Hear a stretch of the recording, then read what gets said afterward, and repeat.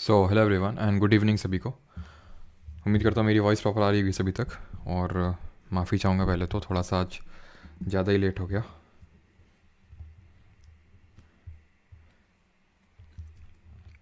एक बार सभी लोग कंफर्म कर देंगे सारी चीज़ें प्रॉपर हैं कि नहीं, फिर हम लोग स्टार्ट करते हैं आज का लेक्चर, जो कि है DPSP एंड फंडामेंटल ड्यूटीज़। हम लोगों ने part 1, part 2 and part 3 of constitution देख लिया था। देन उसके आगे हमें प्रोसीड करना है फ्रॉम पार्ट 4 ऑनवर्ड्स। जय हिंद सभी को। साक्षी, विशाल, सचिन, आनंद, रेमन, आकांक्षा, विशाखा कुमारी। चलो स्टार्ट करते हैं फिर।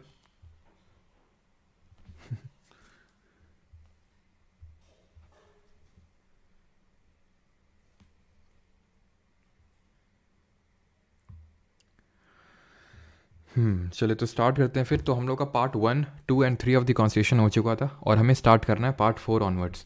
तो जल्दी से रिवाइज करते हैं हम लोगों ने पार्ट 1, 2 एंड 3 में क्या क्या पढ़ा था। तो पार्ट 1 ऑफ कॉन्स्टिट्यूशन में पढ़ा था संघ व उसके राज्य क्षेत्र, यानी कि union and it's territory. Union and it's territory, ये हम लोगों ने एक तरह से हम बोल सकते हैं ये हमारा चैप्टर था। इस चैप्टर में हम लोगों ने 4 टॉपिक्स पढ़े थे, है कि नहीं। वो 4 टॉपिक्स मतलब 4 आर्टिकल थे इसमें, आर्टिकल 1, 2, 3 एंड 4। देन हमारा पार्ट 2 आया था। पार्ट 2 में हमने क्या पढ़ा था, या फिर चैप्टर 2 में हमने क्या पढ़ा था, सिटीजनशिप। और इसमें हमें मेनली क्या याद रखना था कि इंडिया में सिंगल सिटीजनशिप यानी कि एकल नागरिकता का कॉन्सेप्ट है, जो कि हमने किस कंट्री के कॉन्स्टिट्यूशन से बोरो किया, जरा कमेंट में बताएंगे। अनलाइक इन यूएसए जहाँ पे डुअल सिटीजनशिप का कॉन्सेप्ट चलता है, और इसमें आर्टिकल नंबर 5 से लेके 11 तक दिया हुआ है। देन हम लोगों ने पार्ट 3 देखा, जो कि बेहद इंपॉर्टेंट है, and that was regarding the fundamental rights, यानी कि मौलिक अधिकार। मौलिक अधिकारों की अगर बात करें तो आर्टिकल नंबर 12 ऑनवर्ड से लेके, यानी 12 से लेके 35 यानी 35 तक दिया हुआ था। तो ये बात गेस करने में कोई भी दिक्कत नहीं होनी चाहिए कि DPSP, जो कि हमारा अगला टॉपिक है, that would be the part 4 of the Indian constitution.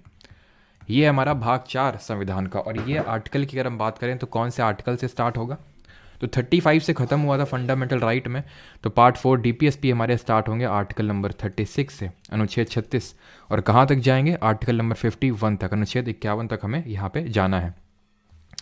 Fundamental duties हम DPSP के बाद देखेंगे, फिर देखेंगे वो कौन सा पार्ट है और वो कौन सा आर्टिकल उससे एसोसिएटेड है। लेकिन सबसे पहले जो हम पार्ट 4 ऑफ द कॉन्स्टिट्यूशन है, दैट इज़ DPSP, उसकी थोड़ी सी चर्चा करेंगे। Directive principles of state policy, इसको हम बोलते हैं हिंदी में राज्य के नीति निर्देशक तत्व। हिंदी इंग्लिश में क्या बोलते हैं, directive principles of state policy, और हिंदी में बोलते हैं राज्य के नीति निर्देशक तत्व। ठीक है।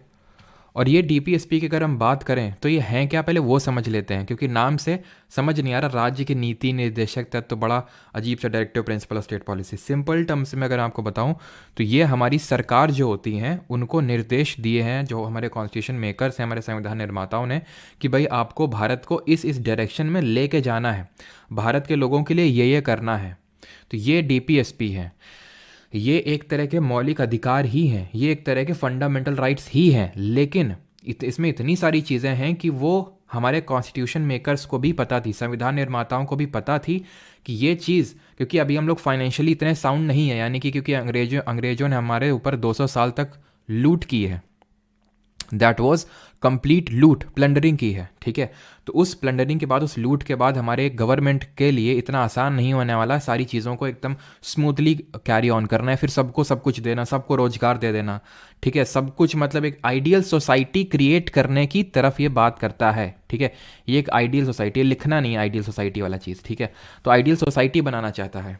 ठीक है। लेकिन हमारे कॉन्स्टिट्यूशन मेकर्स को क्योंकि पता था कि हमारे पास इतने रिसोर्सेज नहीं हैं कि वो आइडियल सोसाइटी तुरंत क्रिएट की जा सके, इसलिए हमारे कॉन्स्टिट्यूशन मेकर्स ने इसको फंडामेंटल राइट्स के अलावा रखा। माने कि इनको हम बोल सकते हैं non justiciable rights.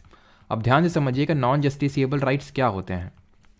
Non justiciable rights का मतलब क्या, हमने फंडामेंटल राइट्स पढ़ा था, मौलिक अधिकार, उसमें बताया था ये जस्टिसिएबल है, कोर्ट में आप जा सकते हैं। जल्दी से बताइए कौन से आर्टिकल। पिछला क्वेश्चन मैंने पूछा था कि सिंगल सिटीजनशिप, एकल नागरिकता कहाँ से लिए, तो वो UK से लिए, ब्रिटेन से लिए। और अगर जो भी मैंने आपसे पूछा कि जस्टिसिएबल है हमारे मौलिक अधिकार, फंडामेंटल राइट्स, ये कैसे हम लोग बोल सकते हैं, बिकॉज आर्टिकल नंबर 32 अनुच्छेद 32 जो है वो सुप्रीम कोर्ट, उसके थ्रू हम जा सकते हैं, और सुप्रीम कोर्ट 5 तरह की रिट इशू कर सकता है। और ऐसे ही हम सिमिलरली हाई कोर्ट जा सकते हैं आर्टिकल नंबर 226 का यूज़ करके। ये एक फंडामेंटल राइट नहीं है, बट ये एक फंडामेंटल राइट है। तो ये एक जस्टिसिएबल की कैटेगरी में आते हैं। बट DPSP हमारे नॉन जस्टिसिएबल होते हैं, यानी कि अगर इनका वॉयलेशन होता है तो हम कोर्ट नहीं जा सकते हैं। तो आप समझ गए हैं क्या? अभी हम जब पढ़ेंगे तो आप समझ जाएंगे कि क्या क्या कौन कौन से डायरेक्शन दिए गए हैं। तो ये हैं क्या? डायरेक्शंस टू दी स्टेट, यानी जो राज्य है उसको निर्देश दिए गए हैं। अब ये राज्य है क्या? ये राज्य का मतलब क्या है वो हमें आर्टिकल नंबर 12 से पता, सॉरी आर्टिकल 12 बोल रहा हूँ, 12 में फंडामेंटल राइट्स हमने पढ़ा था। अनुच्छेद हमने पढ़ा था कि 12 से लेकर 35 तक में मौलिक अधिकार हैं, फंडामेंटल राइट्स हैं। लेकिन आर्टिकल 12 क्या बोल रहा था? वो डिफाइन कर रहा था स्टेट को।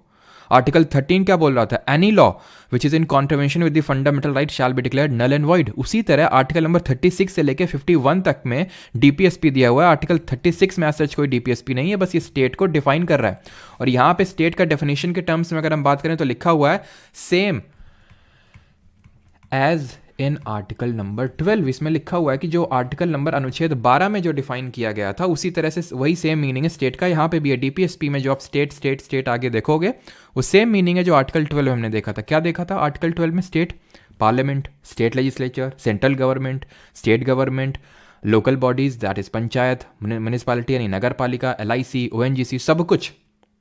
यही मैंने बताया था ना कि आर्टिकल 12 में जब भी इस तरह से अगर कभी पूछ ले कि आर्टिकल 12 में क्या क्या आता है तो सब कुछ, ऑल ऑफ दीज मार्क करना है आपको। ऐसे आर्टिकल 36 में। और आर्टिकल 37 क्या बोलता है? अनुच्छेद 37 ये यही बोलता है कि दे आर नॉन जस्टिसेबल, यानी ये वाद योग्य नहीं है, इनके अगेंस्ट आप कोर्ट नहीं जा सकते हो राइट सीक करने के लिए। Is that clear? जो अभी मैंने यहाँ पे आपको चीज़ बताई कि ये नॉन जस्टिसेबल कैटेगरी में आते हैं, ठीक है, डीपीएसपी की अगर बात करें। अब डीपीएसपी के कुछ बेसिक्स यहाँ पे जान लेते हैं कि डीपीएसपी क्या करना चाहते हैं। तो जैसे मैंने बताया एक आइडियल सोसाइटी को इस्टेब्लिश करना चाहते हैं। इसको आपसे जब क्वेश्चन पूछा जाता है तो इसको इस तरह से लिखा जाता है कि they seek to establish welfare state, यानी ये वेलफेयर स्टेट बनाना चाहते हैं, लोक हितकारी राज्य इसको हिंदी में बोलते हैं, ठीक है, वेलफेयर स्टेट। तो ये आपको एकदम रट्टा मार लेना है किस चीज़ का कि what they seek to establish. तो they seek to establish a welfare state. Now एक सेकेंड, क्या हो गया? अभी ठीक है। ये चीज़ क्लियर हो गई आपको कि they seek to establish a welfare state. और ये चीज़ आपको पता होना चाहिए कि इसमें कुछ कॉमेंट्रीज हुई थी। याद करिए जब हम लोग इंडिया का फेडरेशन पढ़ रहे थे, संघवाद पढ़ रहे थे, तो ग्रैनविल ऑस्टिन ने कुछ कमेंट्री मारी थी ना उसमें। क्या कमेंट्री मारी थी हमारे इंडियन फेडरेशन पे? ग्रैनविल ऑस्टिन की कमेंट्री देखी थी और किसकी देखी थी? केसी वियरे की कमेंट्री देखी थी। दोनों ने क्या बोला था? तो ग्रैनविल ऑस्टिन ने बोला था कोऑपरेटिव फेडरलिज्म, ये बोला था ना कोऑपरेटिव फेडरलिज्म। डीपीएसपी को इसने डीपीएसपी को लेके बोला these are conscience of the constitution, यानी संविधान का एक तरह से दिमाग, एक तरह से बोल सकते हैं संविधान की समझ, ठीक है, कॉन्सियंस ऑफ द कॉन्स्टिट्यूशन बोला था। ये कमेंट्री आपको थोड़ा सा पता होना चाहिए। इसी तरह हमारे जो डॉक्टर भीमराव अम्बेडकर थे उनका ये मानना था कि हमारे नोवेल फीचर्स हैं, ठीक है, जो हमारे भीमराव अम्बेडकर थे उनका क्या मानना था कि ये नोवेल फीचर्स यानी कि नवीन विशेषताएं, these are the novel features of the Indian constitution, these are the novel features of the Indian constitution, Bhimrao Ambedkar का मानना था। और एक चीज़ ध्यान रखना कि they resemble the instrument of instruction, ये भी काफ़ी इंपॉर्टेंट है कि they resemble the instrument of instructions as contained in the government of India act 1935। Bharat सरकार अधिनियम 1935 में गवर्नर जनरल हुआ करता था, उसको निर्देश दिए गए थे कि तुम्हें ये करना है, तुम्हें ये नहीं करना है, तुम्हें ये करना है। तो क्योंकि हमें पता है कि हमने अपने कॉन्स्टिट्यूशन को जो बोरो किया है उसमें सबसे ज़्यादा प्रोफाउंड इन्फ्लुएंस इस पर्टिकुलर एक्ट का है, ठीक, तो वहीं से एक तरह से हमने बोल सकते हैं कि हम उठाएं। लेकिन ये जो कॉन्सेप्ट है डीपीएसपी का, ये प्योरली यहाँ से नहीं, गवर्नमेंट ऑफ इंडिया 1935। ये कॉन्सेप्ट अगर बात करेंगे तो ये कॉन्सेप्ट हमने बोरो किया है आयरलैंड से, ठीक है। ये हमने कहाँ से बोरो किया है? आयरिश कॉन्स्टिट्यूशन से हमने डीपीएसपी को एक तरह से बोरो किया है। और जल्दी से रिकॉल करिए आयरलैंड से हमने क्या क्या पढ़ा था, क्या क्या हम लोगों ने बोरो किया और वो किस तरह से हम लोगों ने पढ़ा था आयरलैंड के संबंध में। तो आयरलैंड को हमने इस तरह से याद किया था, RE और D रेड करके याद किया था। तो R से था नॉमिनेशन इन दी राज्यसभा, E से इलेक्शन ऑफ द प्रेसिडेंट और D से डीपीएसपी। ये हम लोगों ने आयरलैंड से बोरो की हैं चीज़ें। Is that clear? यहाँ तक किसी कोई दिक्कत तो नहीं? और एक चीज़ और नोट कर लो, हाँ, दे सीक टू स्टैब्लिश, ठीक है, they seek to establish a welfare state देख लिया था ना दे, और एक चीज़ और यहाँ पे और लिखो, दे सीक टू स्टैब्लिश, और वही स्टैब्लिश आप बोल सकते हो कि social and economic democracy, social and economic democracy establish करना चाहते हैं कौन, डीपीएसपी। जो फंडामेंटल राइट्स हैं, मौलिक अधिकार हैं, वो पॉलिटिकल डेमोक्रेसी स्टैब्लिश करना चाहते हैं, मौलिक अधिकार, ठीक है, ये पॉलिटिकल डेमोक्रेसी स्टैब्लिश करना चाहते हैं, ठीक है। हिंदी में क्या बोलेंगे इसको, सामाजिक एवं आर्थिक लोकतंत्र स्थापित करने की बात करते हैं कौन, डीपीएसपी। और राजनीतिक लोकतंत्र की अगर बात करें तो मौलिक अधिकार बात करते हैं। ये है हमारे बेसिक्स ऑफ डीपीएसपी। अब हम डायरेक्टली घुसेंगे किसमें, डीपीएसपी में। और यहाँ पे मैं आपको प्रॉमिस करता हूँ कि डीपीएसपी आपको आर्टिकल सहित क्लास में ही याद हो जाएगा। आर्टिकल जितने भी हैं, अभी हम 36 देख लिया, 37 देख लिया, ठीक है। 36 स्टेट को डिफाइन करता है, 37 बोलता है कि ये नॉन जस्टिसेबल है, वाद योग्य नहीं है, मतलब आप कोर्ट नहीं जा सकते हैं। अब जितने भी 38 से लेके 51 तक आएंगे आपको तुरंत क्लास में याद होंगे, first thing. Second thing, fundamental duties जो देखेंगे वो भी आपको क्लास में याद हो जाएंगे, ठीक है।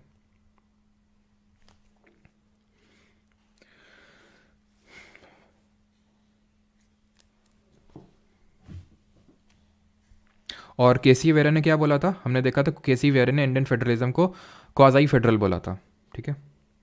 Okay, sit straight and deep breath, बिल्कुल ठीक है। जे फॉर जडू, अभी वो सारी चीज़ें देखेंगे, टिरिक भी देखेंगे, रुक जाओ।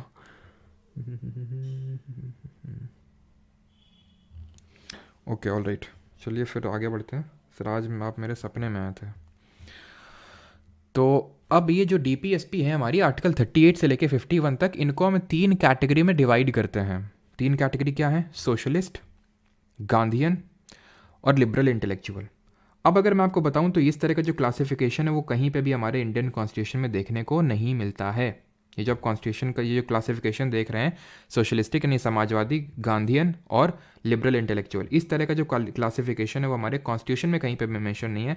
बट ये हम अपने पढ़ने के, ठीक है, यानी कि सूटेबिलिटी के अकॉर्डिंग इनको हम डिवाइड कर लेते हैं 3 कैटेगरी में। तो इस पर्टिकुलर स्लाइड पे भी आपको ज़्यादा फोकस नहीं करना है, बस ये समझ लो कि ठीक है 3 कैटेगरी में डिवाइड करते हैं, क्योंकि इस पर भी आई थिंक क्वेश्चन बन गया था कि कितने कैटेगरी में डिवाइड करते हैं और वो क्या क्या है। तो सोशलिस्ट, गांधीयन, लिबरल इंटेलेक्चुअल है क्या, अब आप भी आपको समझ में आ जाएगा, ठीक है। ये एक्चुअल में हमारी डीपीएसपी 36 देख लिया, ये डिफाइन करता है स्टेट को। 37 क्या करता है, ये बोलता है कि ये नॉन जस्टिसेबल है, सिंपल। अब 38 से लेकर अपन को 51 तक याद करना है, क्या करना है, याद करना है। याद करवाते हैं फिर। एक लोअर डिवीजन क्लर्क है, एक लोअर डिवीजन क्लर्क है, ठीक है। या फिर ऐसे इसको याद करो कि देखो, लोगों का कल्याण पढ़ रहे हैं ना, वेलफेयर स्टेट पढ़ रहे हैं ना डीपीएसपी में, तो सबसे पहले क्यों ना वेलफेयर से स्टार्ट करते हैं कि लोगों का वेलफेयर किसी ने तो किया होगा, किसी ने तो सबसे पहले इनिशिएटिव लिया होगा कि लोगों का वेलफेयर करते हैं, ठीक। तो लोगों का वेलफेयर करने का जो सबसे पहले इनिशिएटिव लिया था वो एक एलडीसी थे, यानी लोअर डिवीजन क्लर्क ने लिया था, ठीक है। किसने लिया था, एक लोअर डिवीजन क्लर्क ने लिया था, जो पीएचसी में काम करता था, पब्लिक हेल्थ केयर सेंटर था एक, उसमें वो काम करता था। तो उसने क्या सोचा, उसने प्रण लिया कि मैं लोगों का क्या करूंगा, भला करके रहूंगा, यानी लोगों के लिए, लोगों को मैं न्याय दिलाऊंगा और लोगों के लिए कुछ ना कुछ पहले उनके लिए रोजगार स्थापित करूंगा, और सारी चीज़ें उसने सोच रखी थी अपने दिमाग में। तो सबसे पहले उसने क्या किया, सबसे पहले तो उसने डिसाइड किया कि भाई अगर मुझे कोई कुछ भी करना है तो सबसे पहले जो लोग आपस में लड़ रहे हैं इनको पहले तो लड़ाई इनकी ख़त्म करनी होगी, यानी कि सबसे पहले तो मुझे फ्री लीगल एड देना होगा इनको। क्या देना होगा, लीगल एड। लीगल एड आप समझते हैं ना कि एक तरह से जैसे फ्री में वकील दे दिया, ताकि आपस में ये लोग अपना जो डिस्प्यूट चल रहे हैं वो सुलझ सकें इनके, ठीक है। ये फ्री लीगल एड देने के बाद उसने क्या सोचा कि ठीक है अभी इनका लड़ाई झगड़ा तो शांत हो गया, अब इनके लिए उसने क्या सेटअप किया, पंचायत, यानी कि गांव में पंचायत सेटअप की, ताकि सबके ओपिनियन लिए जा सके कि भाई अब आगे क्या करना है, ठीक है। अब आगे क्या करना है, तो ये यहाँ पे ये डिसाइड हुआ कि भाई काम तो बहुत ज़रूरी है, तो लोगों को काम चाहिए, तो इसने लोगों को क्या किया, काम दिलाया। यही जो एलडीसी था उसने लोगों को काम दिलाया। जब काम दिलाया इसने, ठीक है, काम आप यानी कि ऐसे समझ लो कि गांव है, गांव के आसपास फैक्ट्रीज थी, वहाँ पे काम दिला दिया। लेकिन जब काम दिला दिया तो इसने एक नोटिस किया कि ऐसे में काम दिला के इनको छोड़ के चला जाऊँगा तो फिर तो दिक्कत हो जाएगी। क्यों, क्योंकि वहाँ पर जो मालिक है वो इन पे क्या करेगा, मतलब 12-12 घंटे काम करवाएगा, ठीक है, 15 घंटे काम करवाएगा, ऐसे गंदगी में काम करवाएगा। तो मुझे क्या करना है, मुझे जस्ट एंड ह्यूमेन कंडीशंस भी मेंटेन करवानी है, ये मुझे देखना है। जस्ट एंड ह्यूमेन कंडीशंस का मतलब है कि जहाँ पे वर्कर्स काम कर रहे हैं वहाँ की कंडीशंस सही हैं या फिर नहीं है, ठीक है, कंडीशंस तो सही हो गई, लेकिन क्या होगा अगर इनको सैलरी ही नहीं मिलेगी? आर्टिकल 23 याद करो, बेगारी बलात् श्रम, कि भाई मजदूरी तो करवाई जा रही लेकिन पैसा नहीं दिया जा रहा, या फिर जितना मतलब मेहनताना है उनका उतना नहीं दिया जा रहा है। तो यानी कि उनको हमें क्या करना है, एक लिविंग वेज भी सिक्योर करना है, उसने सोचा, जिससे कि वो अपना जीवन यापन अच्छे से कर सकें। और जो उसने सोचा मैं जा रहा हूँ, ठीक है, तो कैसे मैं इंश्योर करूँ कि मेरी बार बार ज़रूरत ना पड़े, क्योंकि वो बार बार तो नहीं आ सकेगा, फिर से ये सिस्टम ना चालू हो जाए कि गंदी कंडीशन में काम करवाया जाने लगा और उनको पैसा ना दिया गया। तो उसके लिए उसने एक चीज़ इंश्योर कर दी जो बहुत अच्छी थी, and that was participation of workers in the management of industries, workers in the management of industries. इसका मतलब क्या हुआ? इन दी मैनेजमेंट ऑफ इंडस्ट्रीज़, इसका मतलब ये होता है कि आपने यूनियन सुने होंगे कि भाई फैक्ट्री का ये यूनियन है और वो वहाँ पे वर्कर्स का यूनियन होता है। अगर उनको कुछ बात रखनी होती है तो यूनियन स्ट्राइक पे चला जाता है कि आज हम काम नहीं करेंगे, हमारी मांगें फुलफिल करो। तो जो भी मैनेजमेंट होता है इंडस्ट्री का कि भाई इंडस्ट्री में ये होना चाहिए, वो होना चाहिए, इंडस्ट्री में जो इंपॉर्टेंट डिसीजंस होते हैं उसमें वर्कर्स का भी पार्टिसिपेशन उसने इंश्योर कर दिया। ठीक, और कैसे इंश्योर किया कि भाई उसने कोऑपरेटिव सोसाइटी ने सहकारी समिति बना दी और उससे उसने इस चीज़ को इंश्योर कर दिया। अब हमें सारे DPSP till article number 43A याद हो चुके हैं। कैसे?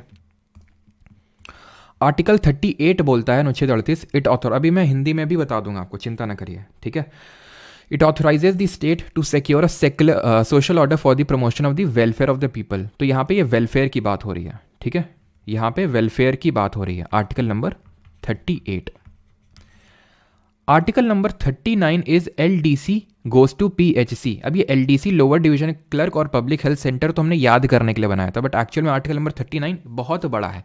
आर्टिकल नंबर 39 में कितने क्लॉजेज हैं? 6 क्लॉजेज हैं, और उसको याद करने के लिए एलडीसी और पीएचसी है। अभी सारी चीज़ें आराम से सेटल डाउन हो जाएंगी, बस सुनते रहना।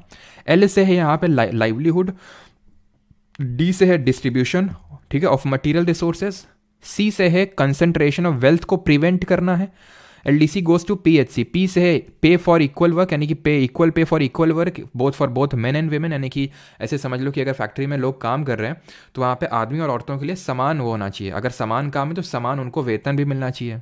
पीएचसी, पी हो गया, एच का मतलब क्या है? हेल्थ, तो health and strength of workers men and women. C से क्या होगा? सी से होगा children are given the opportunities and facilities to develop in a healthy manner. तो एलडीसी पीएचसी से हमें आर्टिकल नंबर 39 के सारे याद हो गए। अब इसको मैं आपको समझा भी देता हूं ये है क्या। लाइवलीहुड, और that the citizens men and women equally have the right to educate means of livelihood. Livelihood का मतलब होता है जीविका, ठीक है, जीविका इन द सेंस कि काम, सबको काम का अवसर होना चाहिए। ये क्या है? Ownership and control of material resources of the community are so distributed as best to subserve the common good. इसका सिंपल मतलब ये है कि भाई जैसे कि एक ही कुछ लोगों के हाथ में सारे मटेरियल रिसोर्सेज ना हाथ में आ जाएं, सबका पब्लिक ओनरशिप होना चाहिए। ऐसा नहीं कि अडानी अंबानी इन्हीं के हाथ में बस पूरी ओनरशिप आ गई, ऐसे में खतरे में हो सकती हैं चीज़ें।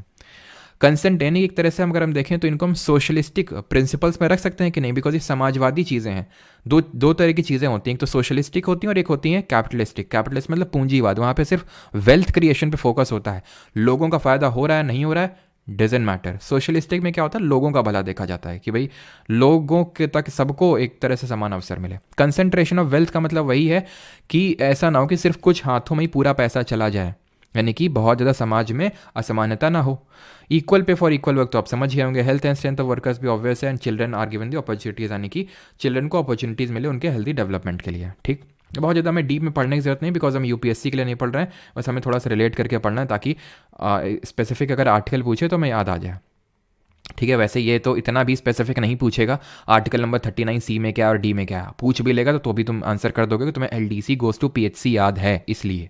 ठीक है, कीवर्ड ये पक्का होगा, लाइवलीहुड होगा अगर वो 39A है। 39B है तो डिस्ट्रीब्यूशन होगा, distribution of material resources, concentration of wealth, pay equal pay for equal work, health, children, ये पक्का होगा। ठीक है, तो भी आप आंसर कर सकते हो अगर आर्टिकल नंबर 39 में भी वो घुस जाए तो भी। लीगल एड क्या है? लीगल एड से है free legal aid to the poor. यहाँ पे आप देखिए 39, यहाँ पे होगा 39A, equal justice and free legal aid to the poor. जो गरीब है कोर्ट में अगर उसका कोई केस चल रहा है तो उसके पास इतना पैसा नहीं खुद को रिप्रेजेंट कर सके, तो उसको तो ऐसे न्याय मिलेगा ही नहीं, तो उसको लीगल एड हमें देनी है। और हमारी गवर्नमेंट ने करके रखे हैं, काफ़ी सारे प्रोविजंस हैं, काफ़ी सारे प्रोविजंस करके रखे हैं। जैसे अभी अगला है, अभी मैंने अगला क्या बताया, पंचायत वाला, उसने पंचायत को गठन किया, तो अगला वाला आर्टिकल नंबर 38 39 लीगल एड क्या 39A है, 40 मत मार्क कर देना इसको गलती से, ये 40 है। ये क्या है अभी हम देखेंगे 41, इस तरह से अभी आगे बढ़ेंगे। तो 40 क्या है, ये बोलता है कि विलेज पंचायत ऑर्गेनाइज करनी है आपको। और हमारी गवर्नमेंट ने 73rd अमेंडमेंट किया, ये हम लोग पढ़ चुके हैं ना, जिससे कि इसने 11वीं अनुसूची को जोड़ा, 11वीं शेड्यूल को जोड़ा, जिसने कि इसको 3 टियर पंचायती राज सिस्टम को मैंडेटरी कर दिया हर स्टेट में कि आपको सेटअप करना ही करना है। वैसे अभी हमने पंचायत चैप्टर अलग से पढ़ा नहीं है, पढ़ेंगे, लेकिन इतना तो पता होगा ना कि 73rd अमेंडमेंट को फिर हमने इन्फोर्स किया 24 अप्रैल। तो आज का जो मैंने करंट अफेयर का रील डाला था, ठीक है, उसमें मैंने आपसे पूछा था कि जो हमारी 24 अप्रैल है ये क्यों इंपॉर्टेंट है, बिकॉज 24 अप्रैल 1993 को ही 73rd अमेंडमेंट को इंप्लीमेंट किया गया था, इसीलिए 24 अप्रैल को हम पंचायती राज दिवस यानी पंचायती राज डे सेलिब्रेट करते हैं। क्लियर है, तो इसलिए 24 अप्रैल आपका इंपॉर्टेंट है, जिस दिन आपका स्वामित्व स्कीम, क्योंकि ये मैंने क्वेश्चन क्या पूछा था, जो स्वामित्व स्कीम है उसको भी अवार्ड मिला। ये स्कीम 24 अप्रैल 2020 को लॉन्च हुई थी, रूरल प्रॉपर्टी को लेकर स्कीम है ये, ठीक है। फिर आते हैं अगला क्या था हमारा, भाई उनको वर्क सिक्योर करना, राइट टू वर्क, आर्टिकल 41 हो जाएगा, यानी उनको सबको काम होना चाहिए, एजुकेशन पब्लिक असिस्टेंस होनी चाहिए। फिर अगला क्या था हमारा, जस्ट एंड ह्यूमेन कंडीशंस, देख लीजिए, provision for just and human condition for 42 भी याद हो गया। फिर उसके बाद क्या था, लिविंग वेज सिक्योर करना है, इससे कि भाई अपना जीवन यापन भी कर सकें। पता चला कि पूरे दिन मजदूरी करवा के 80-100 रुपये दे रहा, 100 रुपये में क्या ही होगा, तो लिविंग वेज सिक्योर करना है। उसके बाद क्या था, उसके बाद ये था पार्टिसिपेशन ऑफ वर्कर्स, तो ये क्या हो जाएगा, ये 42 हो गया, ये 43 हो गया, ये अब आ जाएंगे अगला वाला participation of workers in the management of industries, यानी कि जो हमारे वर्कर्स हैं उनका पार्टिसिपेशन भी सिक्योर करना है। तो 43A ही है, अनुच्छेद 43 का, ठीक है, 43A इसको हम बोल सकते हैं। हिंदी में भी मैं बता देता हूँ, जैसे कि ये तो ग्राम पंचायत हो जाएगा। 41 की अगर बात करें तो एक तरह से कुछ मामलों में, अगर ये 41 क्या है, right to work, education, public assistance in certain cases, यानी कि हो जाएगा कुछ मामलों में काम, शिक्षा और सार्वजनिक सहायता का अधिकार। 42 है आपका provision for just and human condition, तो काम, और एक तरह से इसमें आपका मैटरनिटी लीव भी है। ये मैटरनिटी लीव क्या होती है, तो ये जो प्रसूति होती है, ठीक है, जो मातृत्व, जैसे कि मान लो कि कोई वुमेन है, ठीक है, वो प्रेग्नेंट है, तो अभी काम नहीं कर सकती है, तो उसको मैटरनिटी लीव बोलते हैं। तो ऐसा नहीं कि आप उसको जॉब से निकाल देंगे, पैसा नहीं देंगे उस टाइम, तो उसका ये है कि उसको पैसा देना है आपको उस टाइम का, वो प्रेग्नेंट है, ठीक है, उसके मान लेते हैं कि अभी वो इसी वजह से, ठीक है, जैसे मान लो उसका बेबी हुआ है, उसके वो तुरंत 1-2 महीने बाद नहीं आ सकती है, तो इसको हम बोलते हैं मैटरनिटी लीव, आपको छुट्टी देनी होगी, that is called as maternity leave, ठीक है। ये चीज़ क्लियर हो गई आपको कि काम और मातृत्व के न्याय और संगत और मानवीय स्थितियों का प्रावधान है इसमें। 43 बात करता है लिविंग वेज की, लिविंग वेज मतलब निर्वाह योग्य मजदूरी मिलनी चाहिए। और participation of workers in the management of industries, यानी कि उद्योगों के प्रबंधन में श्रमिकों की भागीदारी होनी चाहिए, ठीक है, तो ये 43A हो गया। देन ये कोऑपरेटिव सोसाइटी है 43B। अब ये जो 43A है, B है, 39A है, इनको अमेंडमेंट से बाद में जोड़ा गया था, जिसको हम एक साथ पढ़ेंगे और उसको भी मैं ट्रिक से याद करवा दूंगा, सब याद हो जाएंगे आपको, ठीक है। तो 43B जो बात करता है वो प्रमोशन ऑफ कोऑपरेटिव या फिर फॉर्मेशन ऑफ कोऑपरेटिव सोसाइटी ने सहकारी समितियों को बढ़ावा देने की बात करता है। ये सहकारी समिति क्या होती है, मतलब कि कुछ ग्रुप ऑफ लोग, जैसे गांव के कुछ लोग हैं, वो आपस में मिल जाएंगे, अपनी एक कम्युनिटी बना लेंगे, कुछ पैसा पुल करेंगे, ठीक है, मतलब पैसा डालेंगे और एक तरह से कोऑपरेटिव सोसाइटी बना लेंगे, एक इकट्ठा मिलजुल के काम करेंगे, that is called as cooperative societies. 43B तक अभी हमें सारे याद हो गए। अब कोई ऐसा जिसको यहाँ तक कोई डाउट होगा तो पूछ लेगा, देन अगली ट्रिक हम बढ़ेंगे 44 से लेकर 51 तक सारे याद हो जाएंगे, ठीक है। थोड़ा सा तो एफर्ट मारना पड़ेगा, जैसे कि फिर से रिवाइज करते हैं। 36 में तो इसको स्टेट को डिफाइन किया गया, राज्य को। 37 में लिखा हुआ है कि वो वाद योग्य नहीं है। 38 की अगर हम बात करें तो उसमें ये लिखा हुआ है कि इट मतलब वेलफेयर ऑफ द पीपल करने की बात हुई, यानी कि लोगों के कल्याण को बढ़ावा देने के लिए इसमें एक सामाजिक व्यवस्था को सुरक्षित करने के लिए अधिकृत किया है, किसको, स्टेट को। 39 को हमने LDC PHC से याद किया है, L से लाइवलीहुड, D से डिस्ट्रीब्यूशन, C से कंसंट्रेशन ऑफ वेल्थ, P से पे, H से हेल्थ और C से चिल्ड्रन। 39A में हमने देखा free legal aid to the poor देनी है, विलेज पंचायत को देन ऑर्गेनाइज करवाना है, राइट टू वर्क, ठीक है, just and human condition, living wage and then participation of workers and then formation of cooperative society.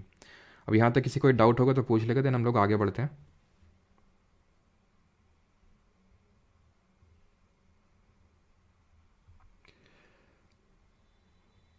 Maternity leave fundamental right नहीं है Travis the beat, article 21 के अंदर, अनुच्छेद 21 के अंदर। ओके, कोई डाइट नहीं है तो आगे बढ़ते हैं फिर। तो ये पूरी स्टोरी बस आपको दिमाग में बिठा लेनी कि एक एलडीसी था, वो उसने पहले देखो वेलफेयर करना था, तो एक एलडीसी पीएचसी मतलब पीएचसी का एक एलडीसी आया, उसने सोचा पहले इनका झगड़ा खत्म करवाते हैं, फ्री लीगल एड दिलवाते हैं। फिर पंचायत को बोला आओ सभी लोग आओ मिलके बैठते हैं और डिसाइड करते हैं। तो लोगों ने बोला हमें काम दो, हमें शिक्षा दो, ठीक है, ये बोला अच्छा शिक्षा दो काम दो, तो चलो उसने फैक्ट्रीज वगैरह से बात की, लोगों को काम दे दिया। और फिर उसने काम तो दिला दिया, लेकिन वहाँ पे जस्ट एंड ह्यूमन कंडीशंस को भी देखा, लिविंग वेज मिल रहा है कि नहीं, और वहाँ का मैनेजमेंट इंडस्ट्रीज़ में उनका पार्टिसिपेशन करवा के कोऑपरेटिव सोसाइटी वो करके चला गया। अब कहाँ गया वो, कहाँ गया? आर्टिकल 44 को छोड़ दो। आर्टिकल 44 को क्यों छोड़ दो? बिकॉज इसके लिए ट्रिक की ज़रूरत ही नहीं है। अनुच्छेद 44 4 इज इक्वल टू 4, यानी कि किसकी बात कर रहा है? 4 और 4 कितना समान दिख रहा है, तो ये समान आचार संहिता की बात करता है। समान आचार, आचार नहीं आचार है ना आचार संहिता की बात करते हैं। समान आचार संहिता क्या होता है? Uniform civil code. आप इसकी चर्चा भी सुनते रहते होंगे, काफ़ी न्यूज़ में रहता है। इसका मतलब ये होता है हिंदू हो चाहे मुस्लिम, मेल हो चाहे फीमेल, मतलब सबके लिए समान कानून होगा।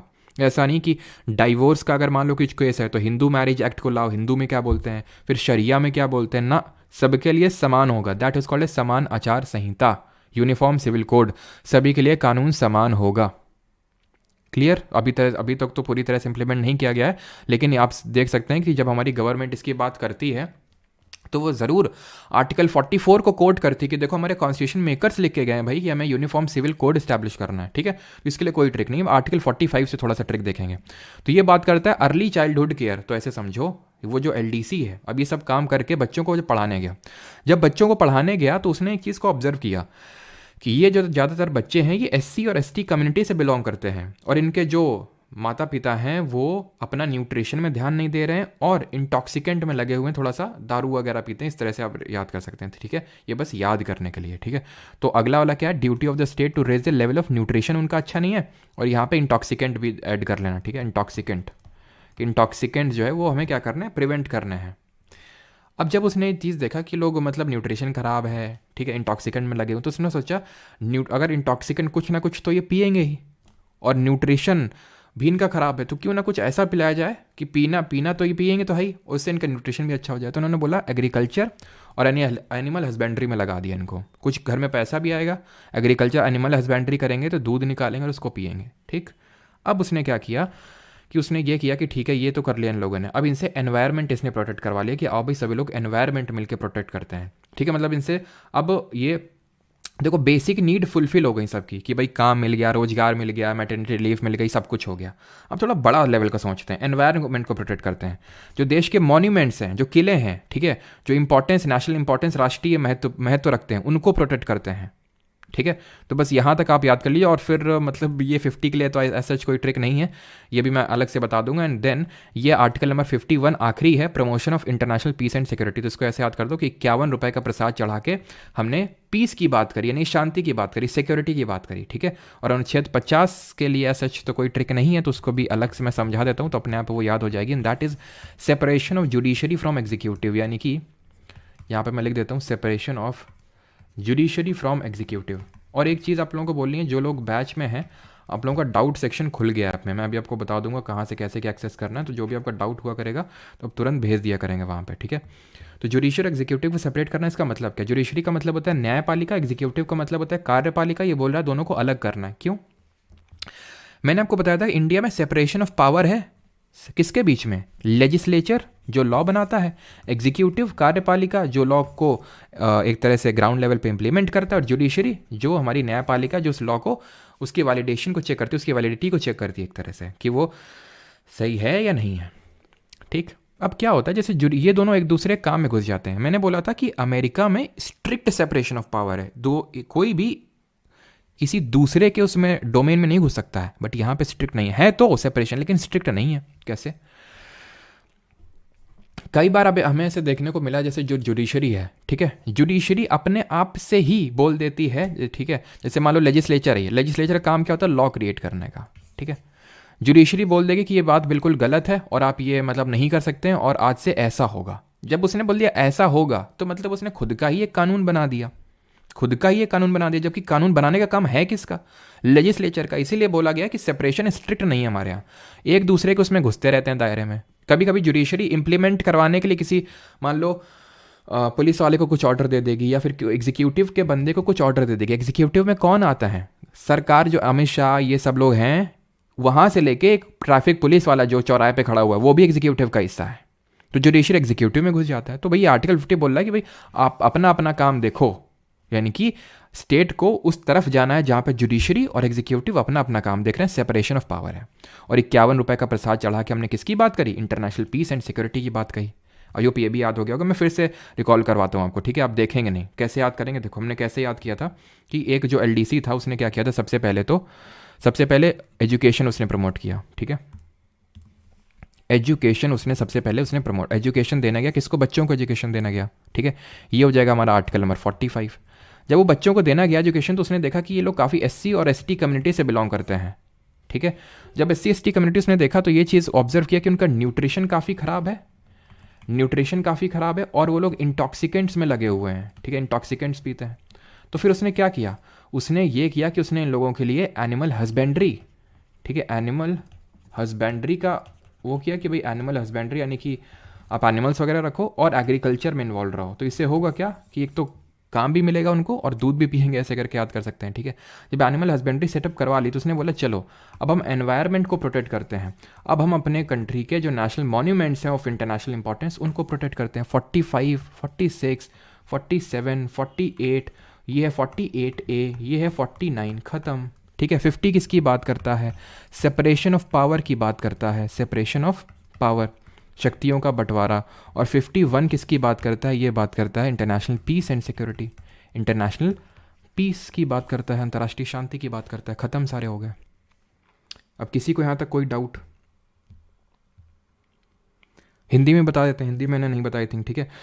तो ये आर्टिकल 45 की अगर हम बात करें, इसको भी डिस्कस करेंगे जब अमेंडमेंट अभी पढ़ेंगे ना इसी का। तो अभी मैंने इसको ढंग से डिस्कस नहीं किया है, तो इसको क्योंकि डिस्कस करना ज़रूरी है। तो इसमें अभी ऐसे समझ लो 0 से 6 साल तक के जो बच्चे हैं उनको उनकी देखभाल एवं शिक्षा के बारे में। ये किसके बारे में? 46 SC ST OBC को हितों को लेके है ये, ठीक है? 47 क्या? 47 बात करता है पोषण स्तर को उच्च करना है और मदिरा का निषेध करना है। पोषण उसको वो करना है और मदिरा को निषेध करना है। 48 की अगर बात करें एनिमल हस्बेंड्री, कृषि एवं पशुपालन का संगठन करना है।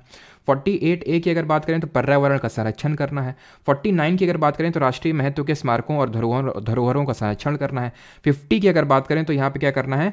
न्यायपालिका और कार्यपालिका को जो है उनको अलग करना, उनका पृथक्करण करना है। और 51 की अगर बात करें तो अंतर्राष्ट्रीय शांति और सुरक्षा को बढ़ावा देना है। क्लियर है यहाँ तक सभी को?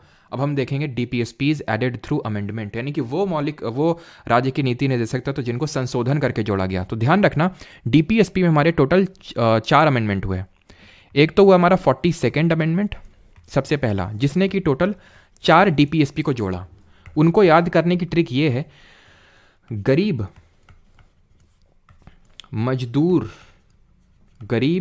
मजदूरों के बच्चे जो इंडस्ट्री को मैनेज कर रहे हैं उनसे एनवायरनमेंट को प्रोटेक्ट करवाओ।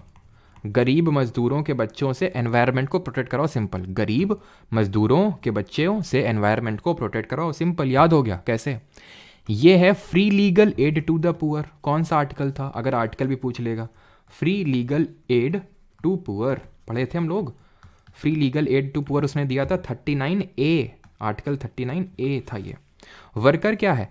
Participation of workers in the management of industries, participation of workers in the management of industries, ठीक है? In the management of industries, ये पढ़ा था। अभी मैं आर्टिकल भी लिख दूँ, चलो लिख देता हूँ साथ में।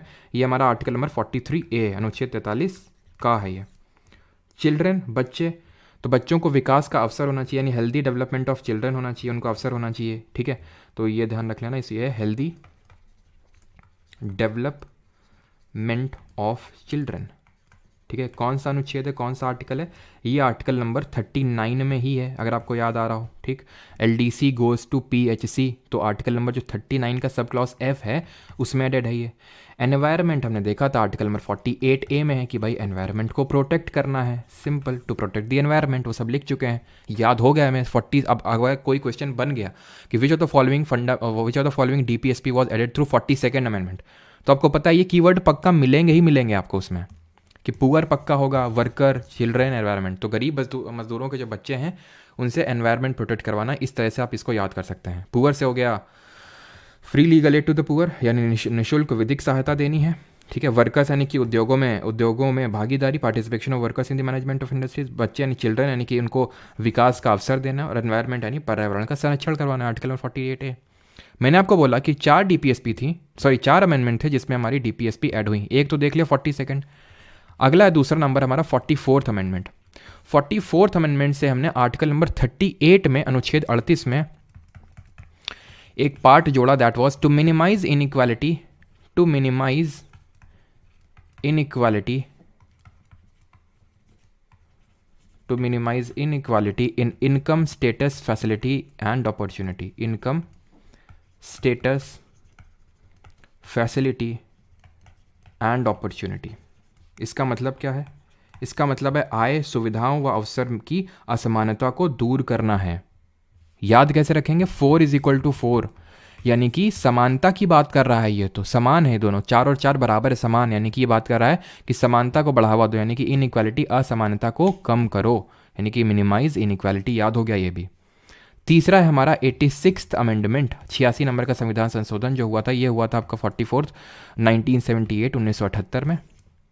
42nd हुआ था आपका 1976 में 1976 में। एंड 86th अमेंडमेंट हुआ था 2002 में, 2002 में, क्योंकि अभी पूछ लेता है इसलिए यहाँ पे मैं लिख रहा हूँ इस चीज़ को। इसने क्या किया था? इसने कोई DPSP अलग से जोड़ी नहीं थी। इसने पहले से जो एग्जिस्ट कर रही थी, अनुच्छेद 45 में एक DPSP हुआ करती थी कि 6 से 14 साल तक के बच्चों को शिक्षा, प्राथमिक शिक्षा देनी है। तो इसी अमेंडमेंट से हमने क्या किया, इस पर्टिकुलर चीज को अनुच्छेद 21 का में डाल दिया, आर्टिकल 21A में डाल दिया, और उसको एक फंडामेंटल राइट बना दिया, उसको एक जस्टिसेबल राइट बना दिया। बिकॉज DPSP तो हमारे नॉन जस्टिसेबल राइट्स है ना। राइट्स क्यों बोल रहे हैं? क्योंकि एक तरह के अधिकार ही हैं वो। नॉन जस्टिसेबल क्यों? क्योंकि आप कोर्ट नहीं जा सकते हैं। जिसको आर्टिकल नंबर 21A जोड़ा गया था 86 अमेंडमेंट से, जहां पे प्राइमरी एजुकेशन, प्राथमिक शिक्षा को एक फंडामेंटल राइट बनाया गया था। आर्टिकल 45 में फिर क्या चेंज कर दिया गया? तो आर्टिकल 45 में बोला जो 0 से 6 साल तक के बच्चे हैं उनको अर्ली चाइल्डहुड केयर देनी है। अर्ली चाइल्डहुड केयर जो हमारी गवर्नमेंट देती है, कैसे? आंगनवाड़ी आपने सुना होगा, है ना। खाने को जना जाने क्या क्या दिया जाता है, पंजीरी वगैरह, ठीक है, खेलने के लिए खिलौने वगैरह दिए जाते हैं। लेकिन हमारी जो आंगनवाड़ी बहनें होती हैं, काफ़ी सारी, मतलब सारी तो नहीं, लेकिन ये जो मैंने देखा कि मतलब बीच में ही रख लेते हैं काफ़ी, तो है ना, वो बच्चों तक पहुंच ही नहीं पाती हैं काफ़ी सारी चीज़ें। लेकिन खैर, ये सारी चीज़ें करके हमारा जो गवर्नमेंट है, जो हमारा स्टेट है, वो किस पर्टिकुलर आर्टिकल को वो कर रहा है? आर्टिकल 45 को, अर्ली चाइल्डहुड केयर की बात करता है। And the last is 97th amendment से। 97th अमेंडमेंट से याद करो, आर्टिकल नंबर 43B जोड़ा था। ये आर्टिकल 45, वो आर्टिकल 38, और ये 97 से जोड़ा था हमने आर्टिकल 43B। और मैंने आपको पहले ही बताया था, कि बताया कि नहीं बताया अभी, कि जहाँ पे, हाँ बताया था, article number 19(1) sub clause C, याद करो, right to formation of association and cooperative societies. जो कोऑपरेटिव सोसाइटीज है ना, एंड कोऑपरेटिव सोसाइटी, उसको 97th अमेंडमेंट से जोड़ा गया था। तो कोऑपरेटिव सोसाइटी जहां भी आ जाए सीधे 97th अमेंडमेंट, 97th अमेंडमेंट जहां भी आ जाए सीधे कोऑपरेटिव सोसाइटी, ठीक है। तो यहां पे ध्यान रखना, इसने कोऑपरेटिव सोसाइटी को लेके एक प्रोविजन ऐड किया था, ठीक है, यानी कि to facilitate the formation of cooperative society, यानी कि जो सहकारी समिति है उनको बढ़ावा देना है। आर्टिकल 43B खत्म हो गया। इसके लिए मैंने आपको ट्रिक नहीं बताई। 86 तो पहले से याद है, 44th के लिए वो ट्रिक हो गई, और 42nd आपको याद होगा कि किस तरह से याद करना है कि गरीब जो मजदूरों के बच्चे हैं उनसे एनवायरनमेंट को प्रोटेक्ट करवाना है। किसी को यहाँ तक कोई दिक्कत हो तो बता दो, किसी को यहाँ तक कोई प्रॉब्लम?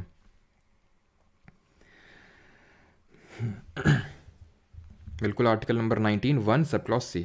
और 19 को याद कैसे करना है उसको ट्रिक भी आई थिंक मैंने बताया होगी, नहीं हम बताई तो जो लोग इंस्टाग्राम पे आ जाए, आई थिंक आपको मिल जाएगी ट्रिक, ठीक है। तो क्या डाउट है? अब किसी कोई डाउट हो तो जल्दी जल्दी पूछ लो।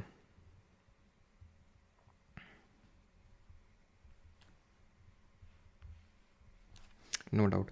तो 97th अमेंडमेंट कब हुआ था? कब हुआ था ये नहीं लिखा मैंने, 2011 में हुआ था, 2011 में, और इम्प्लीमेंट हुआ था 2012 में जाके, ठीक है। 2011 में ये अमेंडमेंट हुआ था ये हमारा।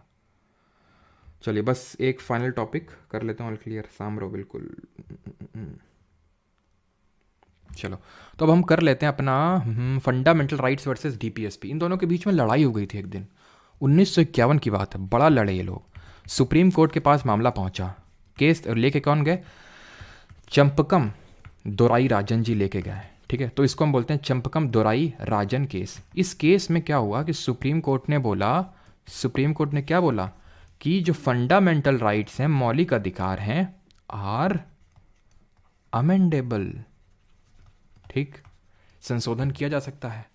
लेकिन 1967 में फिर से एक केस हुआ, दोनों लड़े जा रहे थे आपस में। ये हुआ 1967 में गोलकनाथ केस, काफ़ी फेमस है। गोलकनाथ केस में सुप्रीम कोर्ट ने क्या बोला? सुप्रीम कोर्ट ने इस बार बोला fundamental rights are non amendable.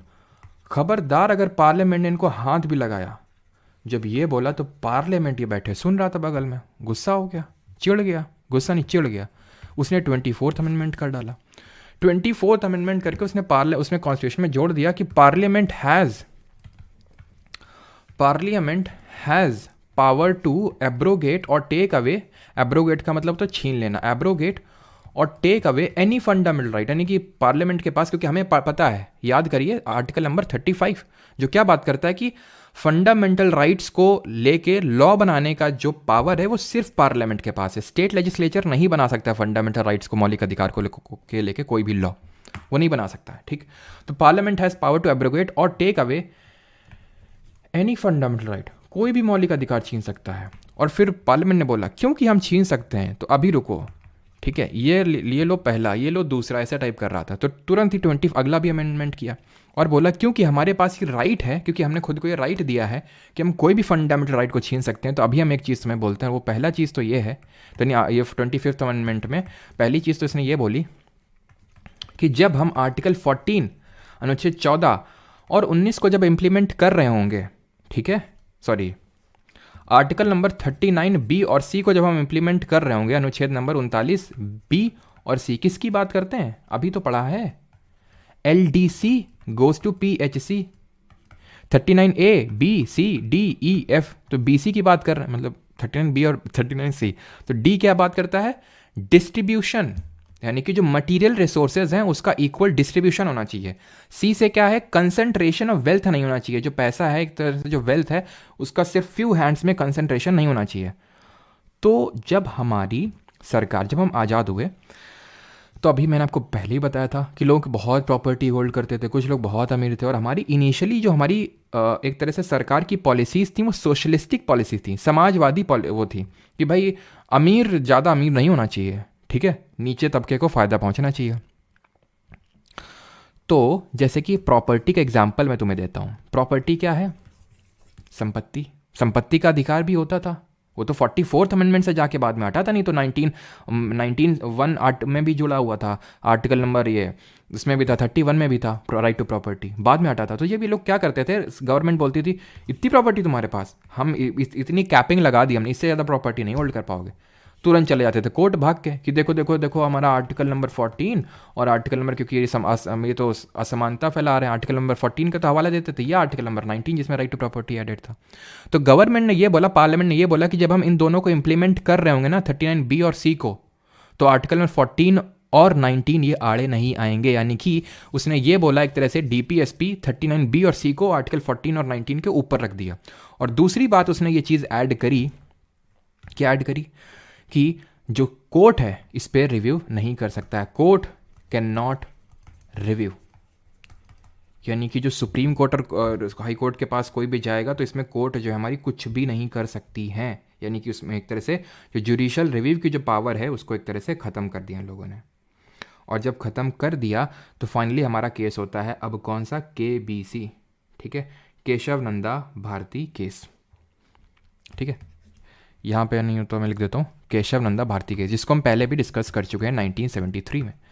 इस पर्टिकुलर ये काफ़ी ज़्यादा इंपॉर्टेंट हमारा एक केस है, क्योंकि यहाँ पे 13 जजेस बेंच बैठी थी, जिसमें कि ये डिसाइड किया गया, इसने ये बोला कि जो आपने 25th, ठीक है, 24th अमेंडमेंट को हम ठीक मानते हैं कि आप ले सकते हैं, लेकिन एक चीज़ और, जो 25th अमेंडमेंट इसने किया उसका जो पहला प्रोविज़न है, क्या है पहला प्रोविज़न? कि जब आर्टिकल 39 बी और सी ऊपर हैं 14 और 19 से, इसने सही माना, ठीक है, आई एग्री, सुप्रीम कोर्ट ने बोला I agree. 25 sub clause D हटा दो इसको तुरंत, ये अनकॉन्स्टिट्यूशनल डिक्लेयर कर दिया, असंवैधानिक। क्यों? उसने बोला देखो आज से हम एक चीज़ को जन्म देते हैं, वो चीज़ है संविधान का मूल ढांचा, बेसिक स्ट्रक्चर ऑफ कॉन्स्टिट्यूशन। उसने बोला केबीसी में, केशवानंदा भारती केस में बोला कि तुम यानी पार्लियामेंट, ध्यान से सुन लो, तुम फंडामेंटल राइट्स को अमेंड तो कर सकते हो, लेकिन बेसिक स्ट्रक्चर ऑफ कॉन्स्टिट्यूशन को हाथ मत लगा देना, संविधान के मूल ढांचे को हाथ मत लगा देना, तो हाथ काट देंगे तुम्हारे हम। ठीक है, तो उसने ये बोला कि बेसिक स्ट्रक्चर सर क्या है? बेसिक स्ट्रक्चर मैं पहले ही बता चुका हूँ, फिर बार बार रिपीट कर रहा हूँ, कॉन्स्टिट्यूशन में कहीं पे भी लिखा नहीं हुआ है। ये केबीसी केस में इसका जन्म हुआ। जब भी कोई केस होता है, जब जो भी मनाता है जो हमारी जुडिशरी, इसको डाल देती है इसमें बेसिक स्ट्रक्चर में। तो अगर कभी भी इस तरह से क्वेश्चन आ जाए कि इसमें से क्या बेसिक स्ट्रक्चर है, ऑल ऑफ दीज मारना है आपको। जैसे आर्टिकल 12 में स्टेट का कुछ भी पूछ ले, ऑल ऑफ दीज, जैसे बेसिक स्ट्रक्चर में ऑल ऑफ दीज मारना है आपको, सीधे दिमाग नहीं लगाना है। सर्च करना चाहते हैं क्या, जैसे कि मान लो इसमें इंडिपेंडेंस ऑफ जुडिशरी, तो उसने ये बोला सुप्रीम कोर्ट ने कि जो तुम बोल रहे हो ना कि कोर्ट कैन नॉट रिव्यू, ये बेसिक स्ट्रक्चर है। पार्लियामेंट बेसिक स्ट्रक्चर ये क्या है, तो पहली बार सुनना है। आज बोलता अभी से इसका जन्म हो गया बेसिक स्ट्रक्चर को। और जो हमने जुडिशियल रिव्यू है, जो न्यायपालिका किसी भी चीज़ को रिव्यू कर सकती है, किसी लॉ को, उसको हमने डाल दिया बेसिक स्ट्रक्चर में। और याद करो, थोड़ी देर पहले हमने बोला कि तुम बेसिक स्ट्रक्चर को हाथ नहीं लगा सकते हो, तो जो तुम्हारा आर्टिकल 25 सब क्लॉज 2 है, अनकॉन्स्टिट्यूशनल हो गया ये, तो सिंपल। और ये बताओ जुडिशियल रिव्यू हमने किस कंट्री के कॉन्स्टिट्यूशन से बोरो किया, ये आप बताएंगे। तो एक तरह से चीज़ें सेटल डाउन हो गई, लेकिन पार्लियामेंट को फिर चुल मची। पार्लियामेंट चिड़ गया, उसको लगा कि मतलब ये तो हमारी मौज हो गई सीधे सीधे, कि मतलब ये तुम्हारा अनकॉन्स्टिट्यूशनल ये वो। तो उसने बोला सुनो इधर, पार्लियामेंट ने क्या बोला, पार्लियामेंट ने फिर एक और अमेंडमेंट किया। पार्लियामेंट ने बोला कि ये जो जितने भी डीपीएसपी है ना, जितने भी डीपीएसपी हैं, 39BC नहीं, पहले तो 39BC बोले थे ना हम, अब 13BC नहीं, डीपीएसपी जितनी सारी हैं, सारी ये 14 और 19 के ऊपर है। फिर फाइनली एक केस होता है मिनर्वा मिल केस में, सुप्रीम कोर्ट बोलता देखो बेटा, बहुत देर हो गई चूहे बिल्ली का खेल, अब ध्यान से सुन लो तुम जो हम लाइन बोल रहे हैं। द लाइन इज कि our constitution is found on the bedrock of balance, on the bedrock of the balance between, on the balance between FR and DPSP, यानी कि जो हमारा संविधान है ये दोनों के बैलेंस में चलेगा, ना तो फंडामेंटल राइट्स ऊपर है, ना तो DPSP ऊपर है। ये चीज़ मिनर्वा मिल केस में सुप्रीम कोर्ट ने बोली, और यही चीज़ आपको दिमाग में बिठा लेनी है। क्या बिठा लेनी है कि कोई ऊपर नहीं, कोई नीचे नहीं, ना तो फंडामेंटल राइट ऊपर है, ना तो DPSP ऊपर है, दोनों ही बैलेंस में चलेंगे। क्लियर है यहाँ तक सारी सबको चीज़ें? किसी को यहाँ तक कोई दिक्कत?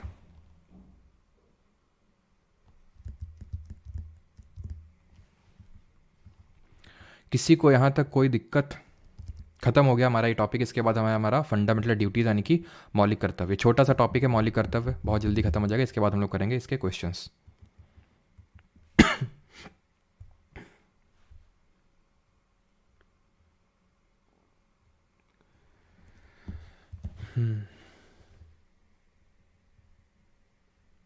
सर मिनर्वा मिल केस 1980 में हुआ था, 1980 में, 1980 का ही केस है। ठीक है, गोलकनाथ 1967 का, केबीसी 1973 का, मिनर्वा मिल 1980 का। ठीक है सर, DPSP के ऊपर भी एक रील, चलो ठीक है।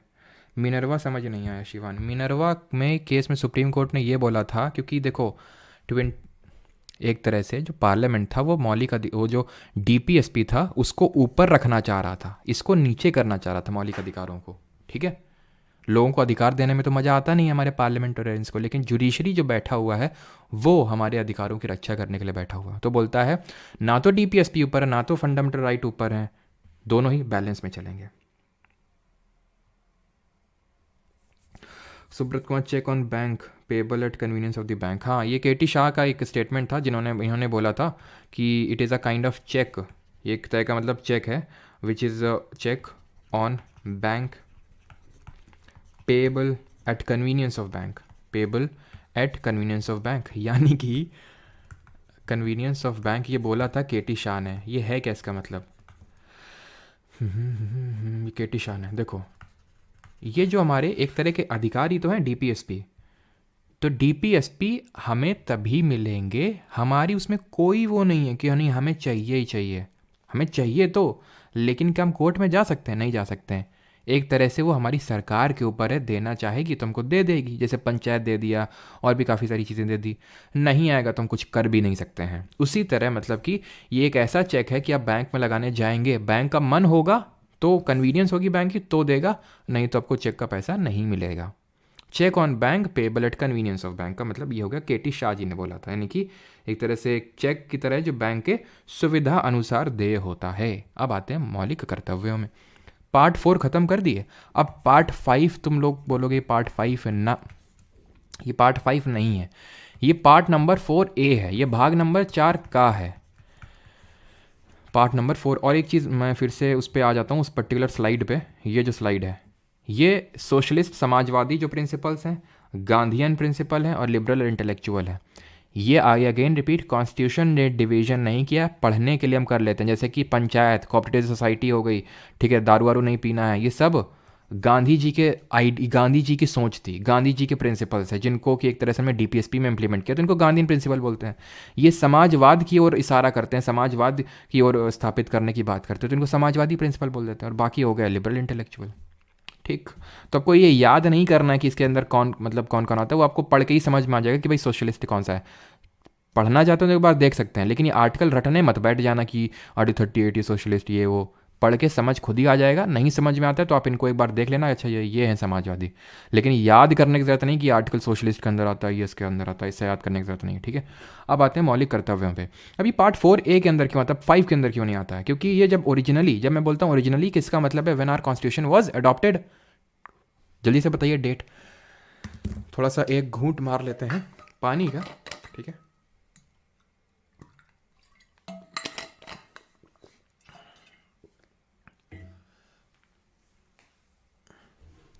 जल्दी से बताइए कि भाई जो पार्ट क्या मैंने पूछा था आपसे, कुछ तो पूछा था क्या पूछा था, पार्ट 4 कब कॉन्स्टिट्यूशन अडॉप्ट हुआ था, तो 26 नवंबर 1949 को। तो उस समय हमारे कॉन्स्टिट्यूशन में मौलिक कर्तव्य यानी कि फंडामेंटल ड्यूटीज़ नहीं थी। तो नहीं थी तो फिर क्या हुआ ऐसा, तो हुआ कुछ यूँ कि हमारा युद्ध हुआ 1971 में पाकिस्तान के साथ। आपको पता है इंदिरा गांधी जी की गवर्नमेंट थी, इंदिरा गांधी को लग रहा था ये जो लोग हैं अधिकार अधिकार चिल्लाते रहते हैं, फंडामेंटल राइट चिल्लाते रहते हैं, इनको कुछ ड्यूटी भी देनी चाहिए, इनको कुछ कर्तव्य भी देने चाहिए। तो इसके लिए उन्होंने क्या किया, उसके लिए उन्होंने एक कमेटी का गठन किया। उस कमेटी का नाम था सरदार स्वरण सिंह कमेटी। क्यों? क्योंकि उसके चेयरमैन सरदार स्वरण सिंह जी थे। इस कमेटी को फॉर्म किया और इनसे बोला कि देखो कुछ हो सकता है क्या, इनको ड्यूटी व्यूटी दी जा सकती हैं। इन्होंने बोला बिल्कुल दी जा सकती हैं। तो इन्होंने बोला ये 8 ड्यूटीज़ हैं और ये इन लोगों को दो, ठीक है। जो सरदार स्वरण सिंह कमेटी ने ये सारी काफ़ी सारी आई थिंक टोटल सरदार स्वरण सिंह जो कमेटी बनी थी उसने 10 रिकमेंड किया था और 10 मतलब एक तरह से जोड़े गए थे, या फिर 8 एक तरह से रिकमेंड किए थे, टोटल 10 जोड़े गए थे। ऐसा नहीं कि सरदार स्वरण सिंह कमेटी ने जो बताए थे वो सारे जोड़ दिए गए, तो उस पर अभी हम आएंगे। तो सरदार स्वरण सिंह कमेटी ने जब ये रिकमेंडेशन दिए तो इंदिरा गांधी को लगा कि हाँ बात तो सही है, जोड़ने चाहिए।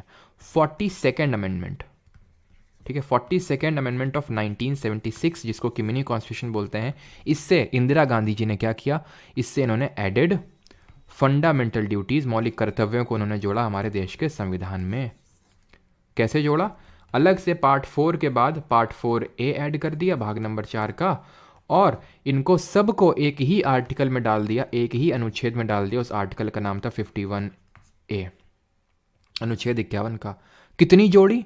10 जोड़ी, ठीक है। तो ध्यान रखना, total duties added, total duties added कितनी थी?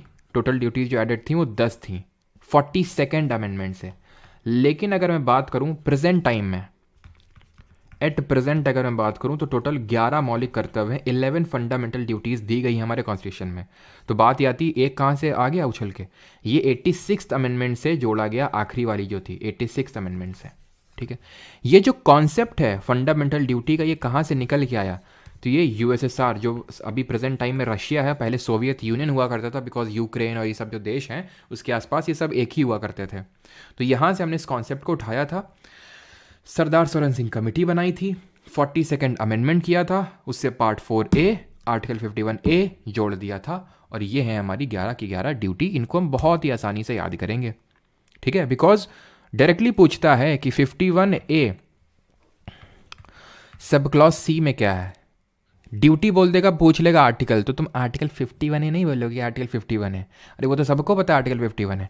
ये 51A सब क्लॉज है, 51A sub clause B, 51A sub clause C, इस तरह से लिखते हैं इसको। 51A sub clause B, sub clause C, sub clause D, sub clause ई इस तरह से लिखते हैं। कहाँ तक जाएगा जरा बताओ, अगर 11 ड्यूटी तो कहाँ तक जाएगा ये, तुरंत रीजनिंग का कॉन्सेप्ट लगाओ इसमें ठीक है, तो के तक जाएगा। ठीक है, तो 51A सब क्लॉज के आखिरी वाली, जिसको कि 86th अमेंडमेंट से जोड़ा गया है, यहाँ पे नहीं लिखी हुई है, यहाँ पे तो 10 ही हैं सिर्फ, आखिरी वाली हम लोग देख लेंगे। ठीक है, तो इसमें कोई ऐसा कॉन्सेप्ट इन्वॉल्व था नहीं जो मैं आपसे पूछूँ, ये डाउट तो नहीं है कुछ।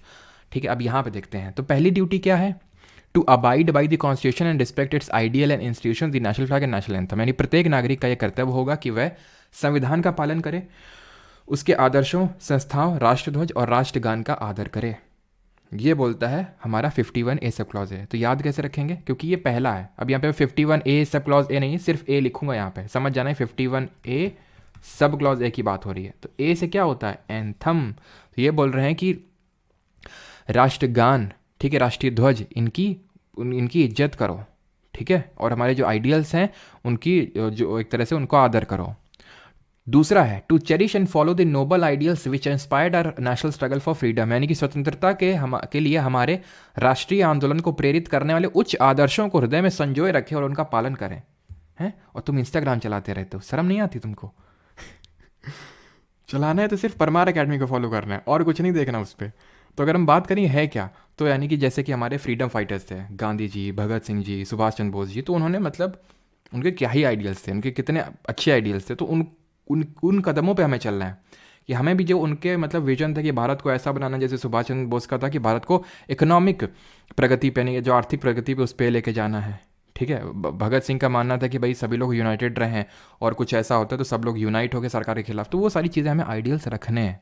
ठीक है, तो ये कैसे याद करेंगे, कौन सा 51B, बी से या तो भगत सिंह याद रख लो या बापू याद रख लो। तो 51A सब क्लॉज बी हो गया। तीसरा 51A सब क्लॉज सी। सी का मतलब क्या होता है, सी का मतलब 3 होता है ना रीजनिंग में, है ना। तो इसमें 3 चीजें हैं, to uphold and protect sovereignty, unity and integrity, यानी कि भारत की प्रभुता, एकता और अखंडता की रक्षा करनी। 3 चीजें हैं ना इसमें, तो 3 याद हो गया हमें। To defend the country and render national service when called upon to do so, यानी कि देश की रक्षा करनी है, डिफेंड करना है कंट्री को। डी से हो गया डिफेंड, सिंपल। 5वां हमारा है ई नंबर का, क्या है, टू प्रमोट हार्मनी एंड, इसमें 2 ड्यूटी है, ध्यान से देखो। To promote harmony and the spirit of common brotherhood, भाईचारा बढ़ाना है। दूसरा to renounce practices derogatory to the dignity of women, जो गंदी हरकतें करते हो, जो एक तरह से हमारी महिलाओं के प्रतिष्ठा को नीचे करते हैं, उन अपनी हरकतों को छोड़ देना है। ठीक है, तो भारत के सभी लोगों में समरसता होनी चाहिए और समान भ्रातृत्व की भावना का निर्माण करें। और दूसरे यहाँ पे ऐड नहीं है हिंदी वाली में, that is to renounce practices derogatory to the dignity of women. अब तुम ये मत समझना कि जब तुमसे पूछेगा तो यहाँ से लेकर यहाँ तक पूरा लिखेगा, वो या तो यहाँ से यहाँ तक लिखेगा और उसमें भी हो सकता है कट कर दे, सिर्फ इतना पूछे कौन सा कॉमन ब्रदरहुड के बारे में बात करता है, लेकिन कॉमन ब्रदरहुड पक्का होगा। ठीक है, तो इसलिए थोड़ा सा ध्यान से देख लेना। और या सिर्फ इतना लिखेगा to renounce practices derogatory to the dignity of women, ये किसमें, तो दोनों ही इसमें article number 51A sub clause ई में। याद कैसे रखेंगे भाई, ई किसकी बात करता है, ई का मतलब होता है 5 होता है, 5 मतलब सभी लोग ठीक है, इसको कैसे, या तो इस 5 से छोड़ो सभी लोग, या तो इससे याद कर लो 5 पंच लोग। ठीक है, या फिर पंचनामा जब होता है सभी लोग साथ में आते हैं, या फिर ई से होता है हमारा इक्वालिटी, समानता, तो यानी मेन और विमेन में इक्वालिटी होनी चाहिए। सभी में जब इक्वालिटी होगी तो भाई ब्रदरहुड होगा, या फिर जब ब्रदरहुड होगा भाईचारा, तो अपने आप इक्वालिटी हो जाएगी, खत्म। अब लेफ्ट साइड में आ जब यहाँ पे लिख लेते हैं थोड़ा सा, F 51A sub clause F है ना, ये 6 नंबर की। ये क्या है, to value and preserve the rich heritage of our composite culture, मतलब हमारी सामाजिक संस्कृति एवं की गौरवशाली परंपरा का महत्व समझें और उसका परीक्षण करें। कंपोजिट कल्चर की जब हम बात करते हैं, इंडिया में हमारे बहुत सारे क्या हैं, मॉन्यूमेंट्स हैं, बहुत सारे किले हैं। किले को क्या बोलते हैं इंग्लिश में, फोर्ट बोलते हैं। तो एफ से क्या हो गया, फोर्ट हो गया। तो जब भी आएगा ना rich heritage and composite culture, आपके दिमाग में अपने आप फोर्ट आ जाएगा, एफ से फोर्ट। जी आ जाते हैं, अगला वाला जी है, to protect and improve the natural environment including forest, lakes, rivers, wildlife and to have compassion for living creatures, यानी कि प्राकृतिक पर्यावरण की रक्षा करनी, और जो हमारे ये वाइल्ड लाइफ हैं, वाइल्ड लाइफ मतलब जीव जंतु ये सब हैं, इनके प्रति हमें कंपैशन, दया भाव रखनी है। ऐसा नहीं कि जहाँ देखा बस ईंटें पत्थर चलाने लगे छोटे बच्चों की तरह, हैं कि कुत्ता देखा नहीं सीधे ईंटा उठा लिया। तो जी से क्या हो जाएगा, जी से हो जाएगा ग्रीनरी। ठीक है, जी से हो जाएगा ग्रीनरी। ठीक है, तो एफ से हो गया फोर्ट, जी से हो गया ग्रीनरी, क्योंकि एनवायरनमेंट अगर अच्छा रहेगा उसको प्रोटेक्ट करेंगे तो ग्रीनरी रहेगी हर जगह, simple. Environment and greenery are correlative. H 8वीं नंबर की है, ठीक है। तो to develop the scientific temper, humanism and the spirit of inquiry and reform, यानी कि वैज्ञानिक दृष्टिकोण और ज्ञानार्जन की भावना का विकास करना है, यानी कि साइंटिफिक टेम्पर डेवलप करना है, स्पिरिट ऑफ इंक्वायरी की हर चीज़ को ऐसा नहीं कि जो बोला कि तुरंत मान लिए, गधों की तरह बस इंस्टाग्राम चला रहे हैं बैठ के पूरे दिन, ठीक है। उससे क्या होगा, साइंटिफिक टेम्पर डेवलप नहीं होगा। ऐसा नहीं किसी ने तुमको बोला कि मतलब जाओ अपनी दोस्त की बलि चढ़ा दो तुम्हारा सिलेक्शन हो जाएगा, तो बिना कुछ क्वेश्चन किए हुए और ये काम कर दिए। तो मतलब साइंटिफिक टेम्पर डेवलप करना है, भोंदू नहीं बने रहना है। Humanism and spirit of inquiry and reform, inquiry and reform ऐसा नहीं कि सरकार ने कुछ बोला आप मान लिए, किसी ने कुछ बोला आप मान लिए, हर चीज़ में इंक्वायरी एंड रिफॉर्म होना चाहिए, ठीक है। तो याद कैसे रखना, एच से ह्यूमनिज्म याद कर लो, I to safeguard public property and abjure violence, यानी कि क्या करना है, सार्वजनिक संपत्ति को सुरक्षित करना है, संपत्ति को। तो ऐसे याद कर लो, जो आई ना, महाराष्ट्र में मम्मी को आई बोलते हैं, है ना, मम्मी को बोलते हैं दादी को बोलते हैं, आई है ना, आई थिंक मम्मी को ही बोलते हैं, हाँ। तो मम्मी क्या करती है हमारी, वॉयलेंस हमेशा कभी नहीं करती है, हिंसा कभी नहीं करती है, ठीक है। शायद को रिलेटिव ना हो लेकिन याद कर लो, या फिर ऐसे याद कर लो, आई साउंड्स लाइक आई, ठीक है, I sounds like I, E Y I की तरह साउंड कर रहा है, आई का मतलब आंख होता है। तो गांधी जी ने हमारे बोला था कि an eye for an eye will make the whole world blind, यानी कि किसी ने आपको आंख दिखाई, आप भी आंख दिखाओगे तो इस तरह से पूरा संसार अंधा हो जाएगा, ठीक है। और गांधी जी हमारे किसकी बात करते रहते थे हमेशा, abjure violence, abjure violence, abjure violence, यानी कि हिंसा छोड़ो, अहिंसा की तरफ बढ़ो। तो उससे रिलेट कर सकते हैं आई और गांधी जी। जे है हमारी 10th number, to strive towards excellence. आप देख पा रहे हैं ना, मैं रिपीट कर देता हूँ, आई थिंक वो थोड़ा सा विजिबल नहीं हो गई थी ना। To strive toward excellence in all spheres of individual and collective activity so that the nation constantly rises to higher levels of endeavour and achievement, यानी कि व्यक्तिगत एवं सामूहिक गतिविधियों के सभी क्षेत्रों में उत्कर्ष की ओर आगे बढ़ने के लिए सतत प्रयास करना है। ऐसा नहीं कि बैठे और इंस्टाग्राम चला रहे हैं। क्या करना है, परमार अकेडमी को फॉलो करना है और वहाँ से रील्स देखनी, ताकि आप आगे बढ़ते रहें in all towards excellence in all spheres of individual and collective activity. आपको आगे बढ़ते रहना है, जो भी आप काम कर रहे हैं, आप पढ़ रहे हैं, ठीक है, आप खेल रहे हैं, आप कुछ भी कर रहे हैं, ताकि हमारा देश आगे बढ़े। कुछ भी आप करें, लेकिन ये बोल रहा है ये हमें आर्टिकल, ये फंडामेंटल ड्यूटी, कि आप एक्सीलेंस की तरफ बढ़िए, कि आपको जो भी कर रहे हैं कि इसमें मुझे एक्सीलेंट बनना है, ताकि उससे क्या होगा, आपका भी वो होगा, विकास होगा, और देश का भी विकास होगा। याद कैसे रखेंगे, to strive towards excellence in all sphere, सारे स्फीयर में, जहाँ जहाँ पे कहीं पे गए, मान लो कहीं स्पोर्ट खेल रहे हैं तो वहाँ भी अच्छा परफॉर्म कर रहे हैं, स्टडीज़ में अच्छा परफॉर्म कर रहे हैं, जॉब कर रहे हैं अच्छा परफॉर्म कर रहे हैं, हर जगह। जैसे कि हमारे जे फॉर जड्डू करते हैं, जड्डू मतलब रवींद्र जडेजा, फील्डिंग में तो बेस्ट, बैटिंग में तो बेस्ट, बॉलिंग में तो बेस्ट, है कि नहीं, और बैट घुमाने में तो बेस्ट, तो सब में बेस्ट है हमारे जड्डू। तो जे फॉर जड्डू जडेजा ऐसे करके याद कर सकते हैं। द लास्ट वन इज, जो कि इंग्लिश में नहीं है, हिंदी में है, माता पिता या संरक्षक द्वारा 6 से 14 वर्ष के बच्चों हेतु प्राथमिक शिक्षा प्रदान करना। मतलब गार्जियंस को ये ड्यूटी दी गई है कि जो भी आपके 6 से 14 साल तक के बच्चे उनको स्कूल भेजो। क्यों? क्योंकि 21A में हमने बोल दिया है कि वो तुम्हारा मौलिक अधिकार है। ऐसा नहीं उनके काम करवा रहे हैं, बहुत हो गया लाड प्यार, हो गया अब 6 साल के, भेजो उनको स्कूल। तो गार्जियंस को ड्यूटी दी गई है, क्लियर, कि अपने 6 से 14 साल तक के बच्चों को भेजना है। इसको किस अमेंडमेंट से जोड़ा था? 86 अमेंडमेंट ऑफ 2002 से जोड़ा था। तो 86 अमेंडमेंट से क्या क्या जोड़ा हमने? एक तो 21A में हमने जोड़ा fundamental right to primary education 6 to 14 years तक के एक एज के बच्चों के लिए। हमने आर्टिकल 45 का सब्जेक्ट मैटर चेंज किया, हमने बोला early childhood care, 0 to 6 years तक के जो बच्चे हैं उनको अर्ली चाइल्डहुड केयर देनी है, शुरू का जो उनका प्राथमिक विकास के लिए वो करना है। और देन हमने एक ड्यूटी भी ऐड करी, क्या है वो 11th नंबर की, कि गार्जियंस को ड्यूटी दी कि अपने 6 से 14 साल तक के बच्चों को आपको क्या करना है, आपको एजुकेशन प्रोवाइड करनी है। अब किसी कोई डाउट हो तो प्लीज़ पूछ लीजिए, बिकॉज यहाँ पे हमारा चैप्टर होता है ये ख़त्म, ठीक है। सारे ड्यूटीज़ हमें नहीं हो तो अभी रिवाइज भी करवा देता हूँ, ठीक है। सारे हम लोग अभी ट्रिक से रिवाइज कर लेंगे बिना देखे हुए, लेकिन एक बार पहले मैं आपको देख लेता हूँ, डाउट तो नहीं है।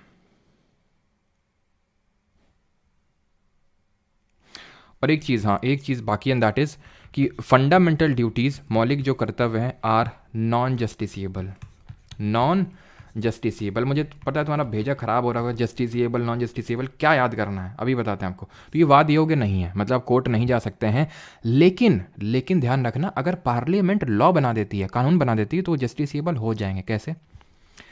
पहला वाला देखो क्या है, कि टू अबाइड द कॉन्स्टिट्यूशन, संविधान का पालन करना है, respect ideal institution and national flag और नेशनल एंथम, है ना, ये सब राष्ट्रगान और राष्ट्रीय ध्वज का आदर करना है।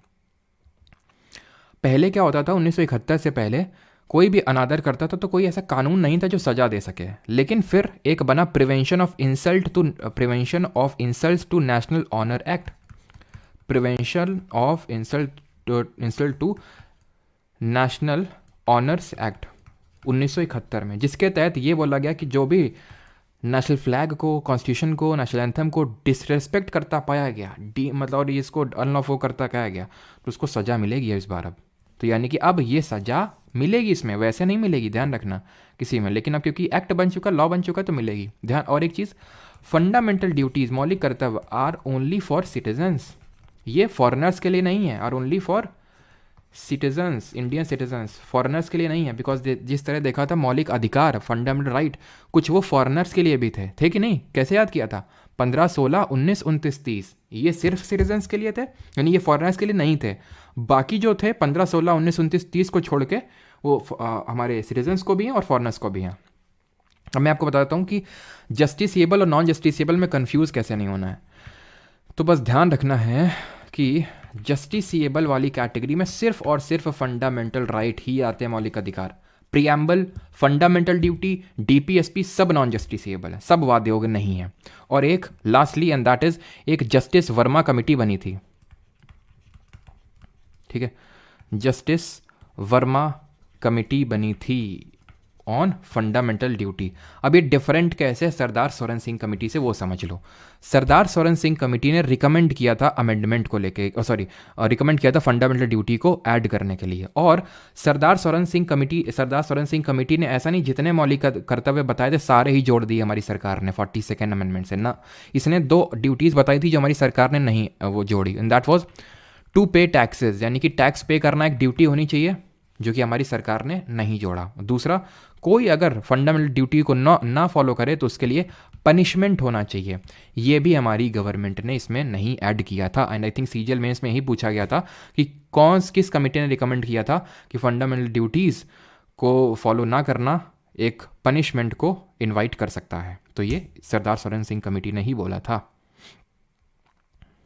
क्लियर है यहाँ तक सर? हम क्वेश्चन करते हैं ना, अभी आ रहे हैं क्वेश्चन पे, बाकी डाउट हो तो आप पूछ लीजिए। और हाँ, ये मैंने बोला था कि जस्टिस वर्मा कमेटी क्या है, तो जस्टिस वर्मा कमेटी की अगर बात करें तो ये डील करती है legal provisions for the implementation of fundamental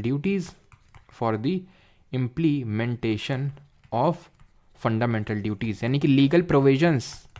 example ये रहा, ये लीगल प्रोविजन है for the implementation of fundamental duties, because अपने आप में तो वो एनफोर्सिएबल नहीं है, अपने आप में एनफोर्स नहीं हो रही, यानी कि आपको सज़ा नहीं मिलेगी अगर आप ड्यूटी फॉलो नहीं करोगे तो। लेकिन अगर उसको लॉ बन गया, जो कि जस्टिस वर्मा कमेटी में बोला गया था, जस्टिस वर्मा कमेटी बनी थी 1999 में, 1999 में, तो वो इसी से डील करती, legal provision for the implementation of fundamental duty. बस बात खत्म हो गया हमारा सारा कुछ टॉपिक। अब करेंगे हम लोग डीपीएसपी और फंडामेंटल ड्यूटीज़ के क्वेश्चंस। आ जाते हैं क्वेश्चंस पे। क्वेश्चन करवा रहे हैं, क्वेश्चन करा। छुट्टी कब होगी? छुट्टी कहाँ जाना है? मम्मी के पास जाना है क्या? छुट्टी हो जाएगी, अभी घंटी बजेगी, ठीक है, चिंता क्या कर लो, अभी घंटी बजाएंगे और तब छुट्टी होगी, और प्रेयर भी होगी लास्ट में, ध्यान रखना, और कोई भागा तो देख लेना। टॉपिक फंड 5, ठीक है। Which of the first country to incorporate fundamental duties in the constitution? कौन सा हमारा था पहला देश जिसने कि इनकॉर्पोरेट किया इनको?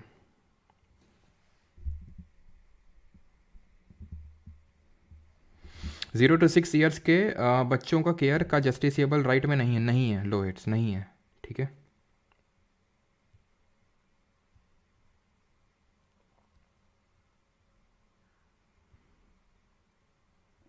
आज मैंने खट्टी टॉफ़ी खाई, अच्छा।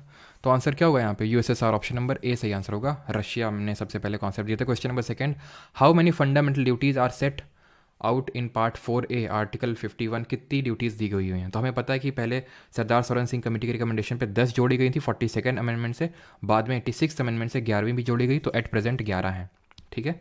आगे बढ़ते हैं। Fundamental duties are contained in with which article of the constitution? तो किस अनुच्छेद में मौलिक कर्तव्य?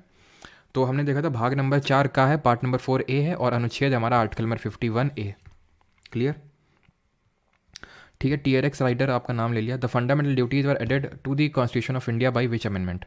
सिंपल। 42 1976 mini constitution. 44 1978 क्या हुआ था, राइट टू प्रॉपर्टी जो था उसको हटाया गया था। कहाँ पे अभी राइट टू प्रॉपर्टी 300A में है, क्या है, लीगल राइट है वो एक, ठीक है।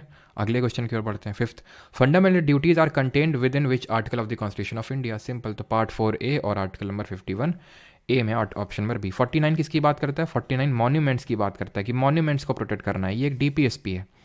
50A, ये तो 50A तो ऐसा हमने कोई पढ़ा भी नहीं है। 44 क्या बोलता है, यूनिफॉर्म सिविल कोड के बारे में बात करता है, यूनिफॉर्म सिविल कोड, ठीक है। 50A नहीं है, 50 है जो बात करता है separation of judiciary from executive. 51 किसकी बात करता है, कमेंट में आप बताएंगे। कोई ऐसा तो नहीं ना जिसको याद ना हुए, सारे याद हो गए ना। कोई DPSP थोड़ा सा एफर्ट मारना पड़ेगा। फंडामेंटल ड्यूटीज तो आई थिंक सारे याद हो गए, बस थोड़ा खुद से रिवाइज कर लेना, सारे याद हो जाएंगे अपने आप, ठीक है। मैंने फिर से समराइज कर दूंगा, नहीं होगा तो लास्ट में। Fundamental duties of citizens were added to the constitution of India upon the recommendation of which committee. तो ये थी हमारी Sardar Swaran Singh committee, option number A सही आंसर होगा, ठीक है। सांता नाम कमेटी हम आगे पढ़ेंगे। CBC और जो CVC बने थे, सेंट्रल विजिलेंस कमीशन, ठीक है, और CBI central board, central bureau of investigation, ये सांता नाम कमेटी की रिकमेंडेशन पे ही बने थे ये, ठीक है। According to article dash of constitution of India, it shall be the duty of every citizen of to develop scientific temper, humanism and spirit of inquiry and reform. यहाँ पे उसने स्पेसिफिक तो नहीं पूछा है, लेकिन मुझे याद है CPO 2022 में था, उसने भर भर के क्वेश्चन पूछे स्पेसिफिक होके। तो कमेंट में आपको बताना है कौन सा आर्टिकल है, 51A सब क्लॉज कौन सा है ये। तो जब हम बात कर रहे हैं scientific temper, humanism and spirit of inquiry and reform, तो हमने याद किया था H से ह्यूमनिज्म, तो 51A sub clause H। 8, fundamental duties are contained with in which article of the constitution, again simple B, ठीक है।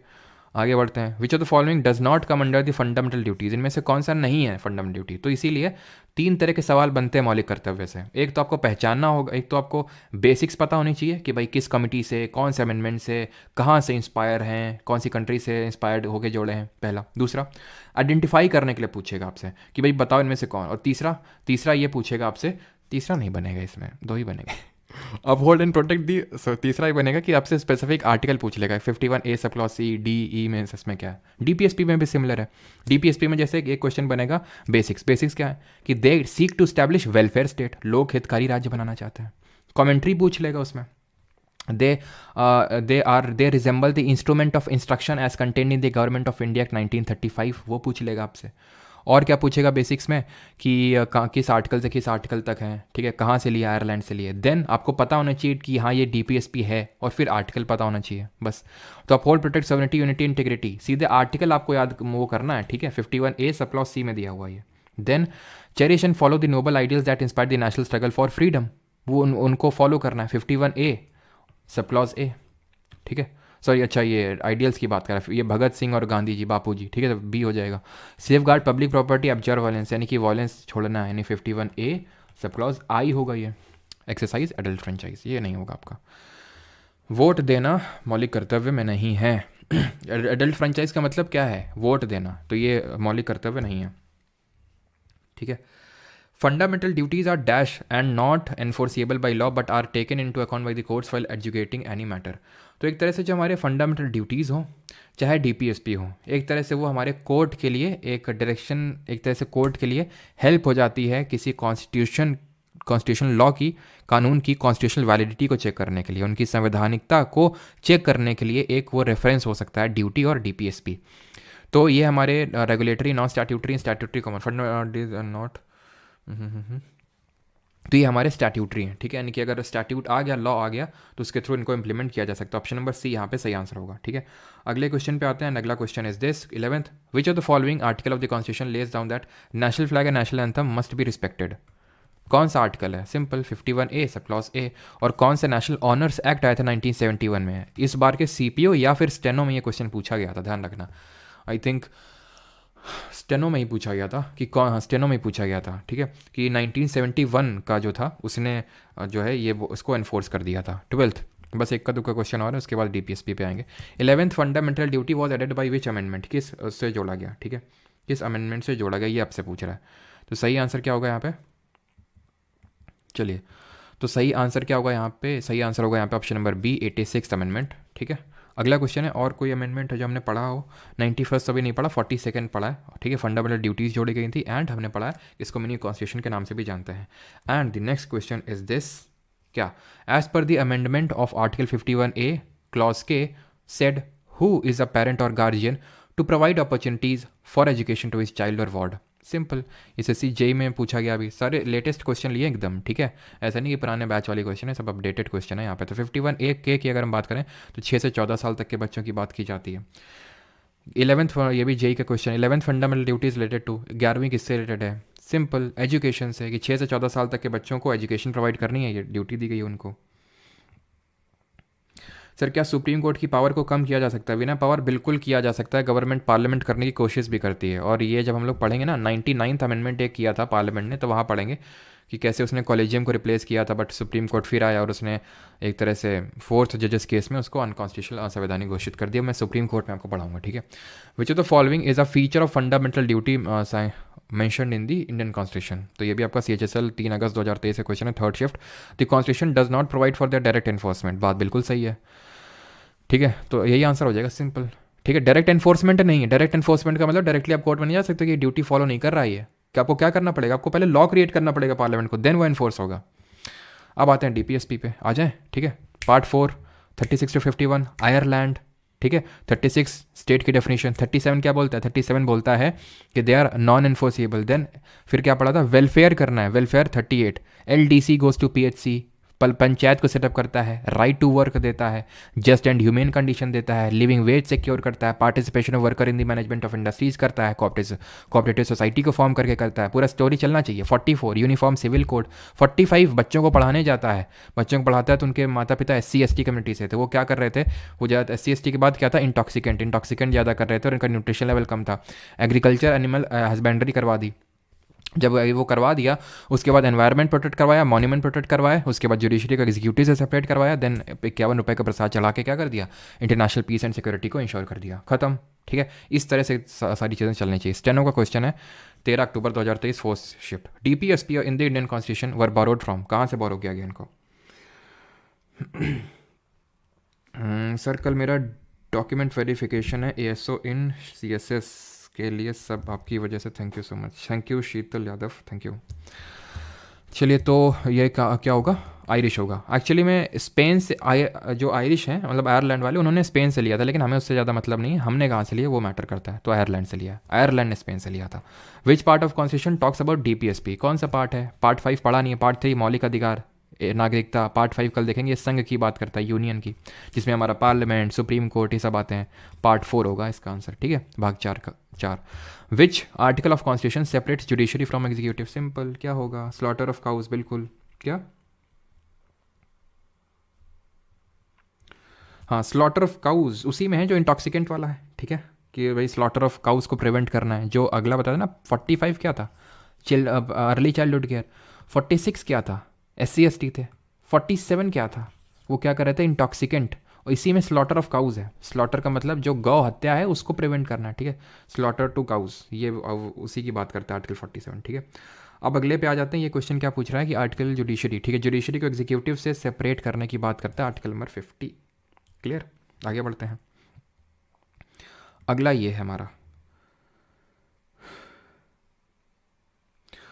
एक सेकेंड, 47 नहीं है, 48 में आएगा, ठीक है। 47 में तो वो हो जाएगा कि भाई पब्लिक हेल्थ और इनको करना है, इंटॉक्सिकेंट को प्रिवेंट करना है, 48 में आएगा, ठीक है, क्योंकि 48 मैंने बताया था ना, एनिमल हस्बेंड्री, 48 होगा ये, ठीक है। स्लॉटर ऑफ काउज होगा आपका 48 में। 48 बात करता है कि भाई स्लॉटर ऑफ काउज नहीं करना है, क्योंकि एनिमल हस्बेंड्री मैंने आपको इसमें बताया था। तो एनिमल किससे, मतलब जो काउज वगैरह हैं वो क्या एनिमल्स हैं, तो 48, ठीक है। स्लॉटर ऑफ काउज, ठीक है, एग्रीकल्चर, एनिमल हस्बेंड्री और स्लॉटर ऑफ काउज को प्रिवेंट करना है, यानी कि गौ हत्या को प्रिवेंट करना है। Equal justice and free legal aid to the poor, किस में? देख रहे हो कितना दरिया दिल इंसान है ये। CGL 2022 में पूछा गया, स्टेनो 2023 में पूछा गया, बैक टू बैक 2 बार पूछा है। कितना दरिया दिल, मतलब आर्टिकल पूछ ही नहीं रहा आपसे, वो बस बता दो पार्ट कौन सा है, और तुम आर्टिकल ही बताओगे इसका जल्दी से, आर्टिकल भी। आंसर क्या होगा इसका? आंसर होगा part number 4 of the constitution. कैसे याद किया था हमने? ऐसे याद किया था भाई, वेलफेयर करना था। LDC आया जो PHC में काम करता है, वेलफेयर 38, 39। उसने क्या किया? सबसे पहले तो भाई उसने सोचा कि भाई मैं free legal aid to the poor देनी है, 39A आंसर होगा इसका, ठीक है, 39A। देन 40 से पंचायत सेटअप करी थी। In which of the following article as is it mentioned that DPSP are non justiciable, निम्नलिखित में से किस अनुच्छेद में यह उल्लेख है कि निर्देशक सिद्धांत न्याय संगत है, नॉन जस्टिसेबल, न्याय संगत है या फिर वाद योग्य नहीं है, किस में बोलता है? 36 में स्टेट की डेफिनेशन, 37 में ये, 40 panchayat, 38 welfare, minimise inequality in income status facility and opportunity, किस अमेंडमेंट से जोड़ा गया था इस पर्टिकुलर प्रोविजन को कि असमानता को कम करना है? 39 क्या है? 39 अभी देखें हम लोग, 39 क्या है? 39 है LDC गोज टू PHC, ठीक है। और 38 की अगर बात करें तो 44th अमेंडमेंट से 38 को नहीं जोड़ा था पूरी तरह से, 38 पहले से भी एग्जिस्ट कर रहा था, उसका एक प्रोविजन है जो मैंने बोला, to minimise inequality in income status facility and opportunity, इस चीज़ को जोड़ा गया था 44th अमेंडमेंट से, ठीक। 22 which of the following articles under DPSP in the Indian constitution provides for the organisation of village panchayat, खत्म। पंचायत किस में है? इसमें है, ठीक है। आगे बढ़ते हैं। 30 में क्या है? 30 में है कि भाई जो माइनॉरिटीज़ हैं वो अपना एजुकेशनल इंस्टीट्यूशन सेटअप कर सकती हैं, ठीक है, और इसमें सिर्फ माइनॉरिटी। और बताइए मुझे कि माइनॉरिटी जो है वो डिफाइंड है कॉन्स्टिट्यूशन में कि नहीं माइनॉरिटी शब्द? 50 में क्या है? 50 में है कि जुडिशरी एग्जीक्यूटिव को सेपरेट करना है। Article 43B was inserted as a dash in the constitution of India. अब हम तुमको फिर से पूरा समझाएंगे। 43B की अगर बात करें तो 43, 36 से लेके 51 तक क्या है? DPSP। कितना आसान क्वेश्चन, लेकिन ये अच्छा क्वेश्चन तब होता है अगर ये अमेंडमेंट पूछता, या पूछता है किसके बारे में, तो कैसे याद किया था हम लोगों ने? तो भाई पंचायत तक चलो आ जाए, ठीक है। LDC PHC फिर से नहीं करेंगे। पंचायत 40 पंचायत सेटअप कर दिया था, ठीक है। फिर उसने फ्री लीगल एड दिया था 41। फिर क्या किया था? Right to work. फिर क्या दिया था? Just and human condition. फिर क्या किया था? फिर उसने जस्ट एंड ह्यूमन कंडीशन देके क्या किया था? Participation of workers in the management of industries, 43A। और वो participation of workers in the management of industries को कैसे इंश्योर किया था? कोऑपरेटिव सोसाइटी को एस्टैब्लिश करके, 43B। क्या हो जाएगा इसका? सहकारी समिति, कोऑपरेटिव सोसाइटी। आप अमेंडमेंट बताएंगे, कौन सा अमेंडमेंट हुआ था जल्दी से? 24th which article of the constitution states that the state shall endeavour to secure for the citizens a uniform civil code throughout the territory of India. Uniform civil code यानी कि समान नागरिक संहिता, अनुच्छेद number 44। 40 panchayat, 42 panchayat के बाद क्या किया था? पंचायत के बाद राइट टू वर्क किया था। उसके बाद क्या किया था? उसके बाद हमने जस्ट एंड ह्यूमन कंडीशन, खत्म, जस्ट एंड ह्यूमन कंडीशन। 46 में क्या था? 45 में, 44 में क्या था? Uniform civil code. फिर उसके बाद 45 से सीधे दूसरी स्टोरी स्टार्ट किए थे कि जो LDC था पढ़ाने गया बच्चों को, 45। 46 में क्या? उनके माता पिता SC ST, तो ये SC ST का हमें उत्थान करना है, SC ST OBC का जो पिछड़ा वर्ग है, ये है उसमें, ठीक है, क्लियर। और ये इसका अमेंडमेंट होगा 97th अमेंडमेंट, 97वें नंबर जो संविधान संशोधन है। 25th article 51 of constitution is about, तो ये किसके बारे में? अनुच्छेद 51। तो ये हमारा अनुच्छेद 51 मौलिक कर्तव्य हैं, लेकिन एक सेकेंड, ये मतलब सॉरी DPSP है, 51A में मौलिक कर्तव्य है, और ये 51 रुपये का प्रसाद कहाँ गया? पीस, ऑप्शन नंबर C, खत्म, ठीक। I wanna meet you after cracking CGL this year. अच्छा, which article of the Constitution of India directs the state to secure a social order for the promotion of welfare of the people? Welfare. ठीक, आगे 27. Which of the following articles of the Indian Constitution directs the states to ensure the rights of citizens to adequate means of livelihood? Adequate means of livelihood. LDC goes to PHC का, तो ये L हो गया, 39 हो गया, ठीक। Which of the articles of the Constitution of India deals with the organization of agriculture and animal husbandry? Agriculture and animal husbandry, तो क्या किया था हम लोगों ने? 40 में, सॉरी यहाँ 40 नहीं, 45 में बच्चों को पढ़ाने गया, 46 में SC ST, ठीक है, SC ST। 47 में क्या किया था? उनका animal husbandry, slaughter of cow, SC ST, sorry ये इंटॉक्सिकेंट वगैरह हो जाएगा। 48 में agriculture, animal husbandry, slaughter of cows, तो आंसर क्या होगा? 48, ऑप्शन नंबर D, क्लियर। और 30 तक क्वेश्चन करेंगे, इसके आगे अगर होंगे तो आपका होमवर्क रहेगा। The state is obligated to protect every monument, place and object of national importance, historic interest, ये किस आर्टिकल में है? तो आप एक चीज़ को ऑब्जर्व कर पाए, एक बार क्वेश्चन पूछा गया था, आई थिंक जितना मुझे याद आ रहा है UPSC में क्वेश्चन पूछा गया था कि इनमें से कौन सा स्टेटमेंट लिख दिया था, कौन सा चीज़ ऐसा जो DPSP में भी और FD में भी है, मौलिक कर्तव्य में भी है। तो दो चीज़ें हम देख सकते हैं, मॉन्यूमेंट का प्रोटेक्शन DPSP में भी है, आर्टिकल 49, ठीक है, और ये फंडामेंटल ड्यूटी भी 51A सब क्लॉज कौन सा? फोर्ट, किला, ठीक। और एनवायरनमेंट भी, एनवायरनमेंट के अगर हम देखें तो 48A ये DPSP है, एनवायरनमेंट के प्रोटेक्शन की बात करता है, और उसी तरह 51A सब क्लॉज G बात करता है यहाँ पे एनवायरनमेंट की, ग्रीनरी की। तो ये दोनों ध्यान रखना, ठीक है, खासकर मॉन्यूमेंट वाला। तो आंसर क्या होगा यहाँ पे? ये होगा आपका 49, ऑप्शन नंबर C, ठीक है। व्हाट इज दी प्रोविजन, आखिरी क्वेश्चन है, what is the provision of article 49 of the constitution of India? Bharat के संविधान के अनुच्छेद 49 का प्रावधान क्या है? आर्टिकल 49 मॉन्यूमेंट, खत्म। बार बार वही सारे क्वेश्चन रिपीट हो रहे हैं, ठीक है। अब आपको खुद से क्वेश्चन करने हैं।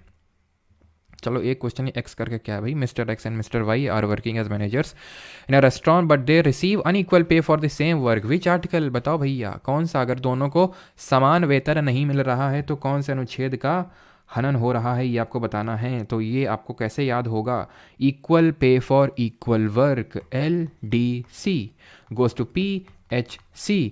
पी का मतलब था equal pay for equal work, और ये क्या है, आर्टिकल नंबर 39 ABCD 39D है ये, option number A 39। 40 panchayat, panchayat के बाद क्या किया था, एक तरह से वर्क सिक्योर किया था, राइट टू वर्क। 42 से क्या किया था, 42 से किया था just and human condition. 44 uniform civil code, elimination से भी कर सकते हैं। चलो एक क्वेश्चन और कर लेते हैं, 41 वाला भी।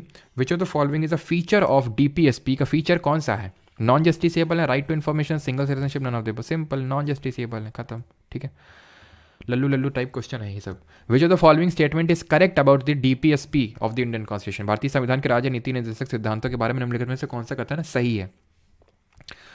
Is described as novel feature, देख रहा CHSL 2023 नोवेल फीचर देखा था अभी हम लोगों ने, आ गया novel feature. They are justiciable नहीं है, नॉट क्या पूछा, करेक्ट पूछा ना, हाँ तो ये नॉन जस्टिसेबल होते हैं। They operate as limitations on the tyranny of the executive and arbitrary laws, they seek to, क्या पूछा है इसमें, तो नॉट करेक्ट होना चाहिए ये, ठीक है। इसमें गलत है थोड़ा सा, प्रिंटिंग में मतलब typing which of the following is not correct होगा, ठीक है, नॉट करेक्ट, क्योंकि ये भी सही है, ठीक है। ये लिमिटेशंस हैं tyranny of the executive and arbitrary laws, they seek to establish a welfare state, DPSP के बारे में बिल्कुल सही है, ठीक है।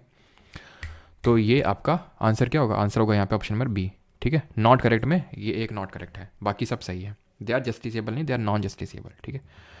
और कोई क्वेश्चन अच्छा से देखते हैं अगर मिल जाता है तो। अच्छा, in India which of the following is a Gandhian principle. अब तुमको मैंने क्या पढ़ा है अलग से, गांधीयन क्या है और वो है, लेकिन मैंने तुम्हें बता दिया था कि क्या गांधीयन के अंदर आएगा, बता दो तुरंत।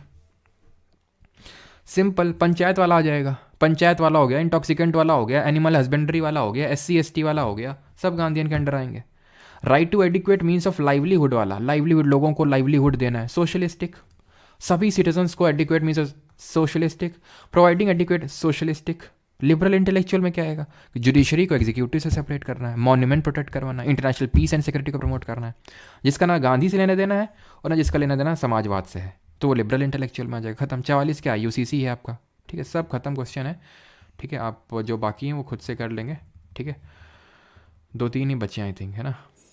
ये क्या है, हाँ ये वाला क्वेश्चन, रुको रुको रुको रुको, ये कोई पूछ रहा था कल, रुको रुको रुको रुको, क्या होगा, कहाँ गया वो क्वेश्चन, कल कोई पूछ भी रहा था इस क्वेश्चन को, अच्छा क्वेश्चन है, एक सेकेंड रुकना। The origin of DPSP can be trace to which of the following, राज्य की नीति, कल कोई पूछ रहा था ना, जब मैंने प्राइवेट टेलीग्राम ग्रुप पे वो लिया था, है ना, प्राइवेट टेलीग्राम ग्रुप में जो कल सेशन लिया था उसमें किसी ने पूछा था ये, सर ये क्वेश्चन किया था कहाँ से करेंगे, ये CGL 2023 से क्वेश्चन है। तो एक तरह से DPSP का ओरिजिन हमें कहाँ से देखने को मिलता है, जल्दी से बताइए। पूना पैक्ट हमने पढ़ा था, पूना पैक्ट क्या था, पूना पैक्ट किसके बीच में हुआ था, बताओ। पूना पैक्ट किसके बीच में हुआ था, गांधी जी और अंबेडकर जी के बीच में हुआ था, कब, 1932 में, कहाँ पे, यरवदा जेल पूना में हुआ था, क्लियर। और गांधी इरविन पैक्ट कब हुआ था, 1931 में, जहाँ गांधी जी ने इरविन के सामने कुछ डिमांड रखी थी, इरविन ने गांधी जी के समझ कुछ डिमांड रखी थी, और गांधी जी ने जो डिमांड रखी थी काफ़ी सारी मान ली थी, लेकिन भगत सिंह वाली की उनकी फांसी टाली जाए वो नहीं मानी थी इरविन ने, खैर वो हम हिस्ट्री में पहले डिस्कस कर चुके हैं। सेकंड राउंड टेबल कॉन्फ्रेंस 1931 में, the only round table conference, एकमात्र गोलमेज सम्मेलन जिसमें कि गांधी जी ने पार्टिसिपेट किया था, गांधी जी ने एक तरह से कांग्रेस को लीड किया था, ठीक है। तो दूसरी एकमात्र राउंड टेबल कॉन्फ्रेंस है जिसमें गांधी जी या फिर कांग्रेस ने पार्टिसिपेट किया था। आंसर इसका कराची रेजोल्यूशन होगा। कराची रेजोल्यूशन कैसे भैया, इसका आंसर कराची रेजोल्यूशन 1931 में कराची में सेशन हुआ था, याद आ रहा है आपको। लाहौर में सेशन हुआ था 1929 में, बोला CDM लॉन्च करेंगे, बोला राउंड टेबल कॉन्फ्रेंस को बॉयकॉट करेंगे, बोले पूर्ण स्वराज गोल हमारा, बोले कि 26 जनवरी 1930 को हम पहला इंडिपेंडेंस डे सेलिब्रेट करेंगे। राउंड टेबल जब ये हुआ क्या, CDM लॉन्च हो गया 12 मार्च से लेके 6 अप्रैल तक, देखा था। उसके बाद फिर इरविन ने बोला भाई देखो यार इधर आओ, फिर गांधी इरविन पैक्ट हुआ।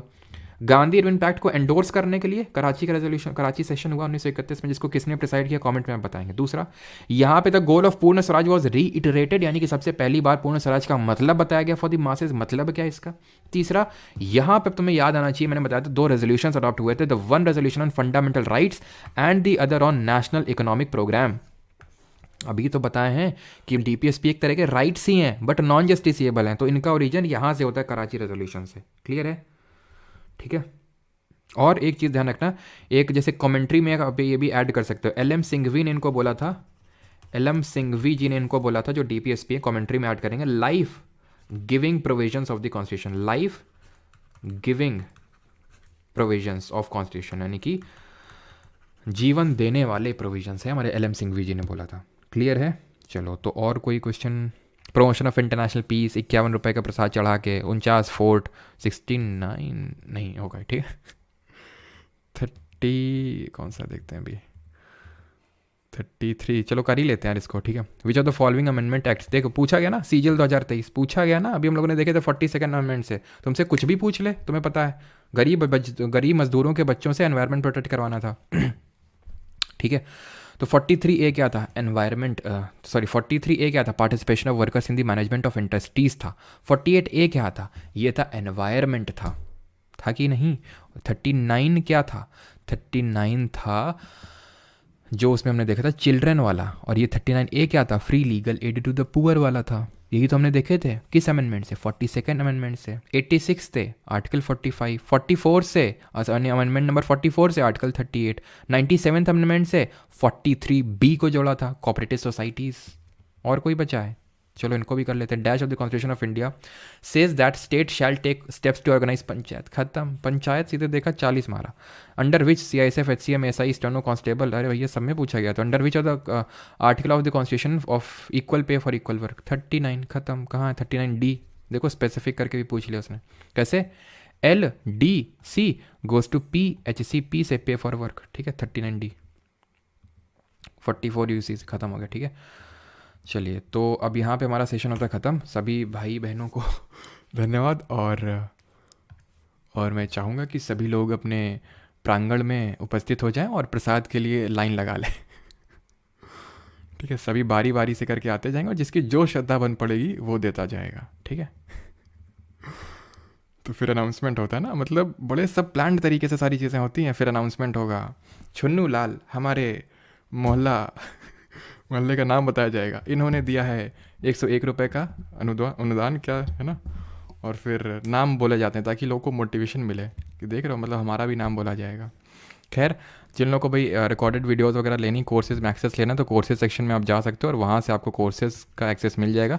SSC GK 2.0 करके बैच है, उसमें आप इसका एक्सेस ले सकते हैं। बाकी इसका ठीक है, और किसी का कोई डाउट होगा तो पूछ लेगा, आई थिंक डाउट तो नहीं होगा। आर्टिकल 69 में क्या पढ़ेंगे आगे, चिंता क्यों कर रहा हो? अच्छा, 1 रुपया डोनेट कर दिया। गुरुजी तुमको बड़ा इंटरेस्ट आ रहा है आर्टिकल 69 में, ऐसा क्या भाई? पढ़ेंगे, और तुम्हें और किसी आर्टिकल में इंटरेस्ट नहीं है? क्यों?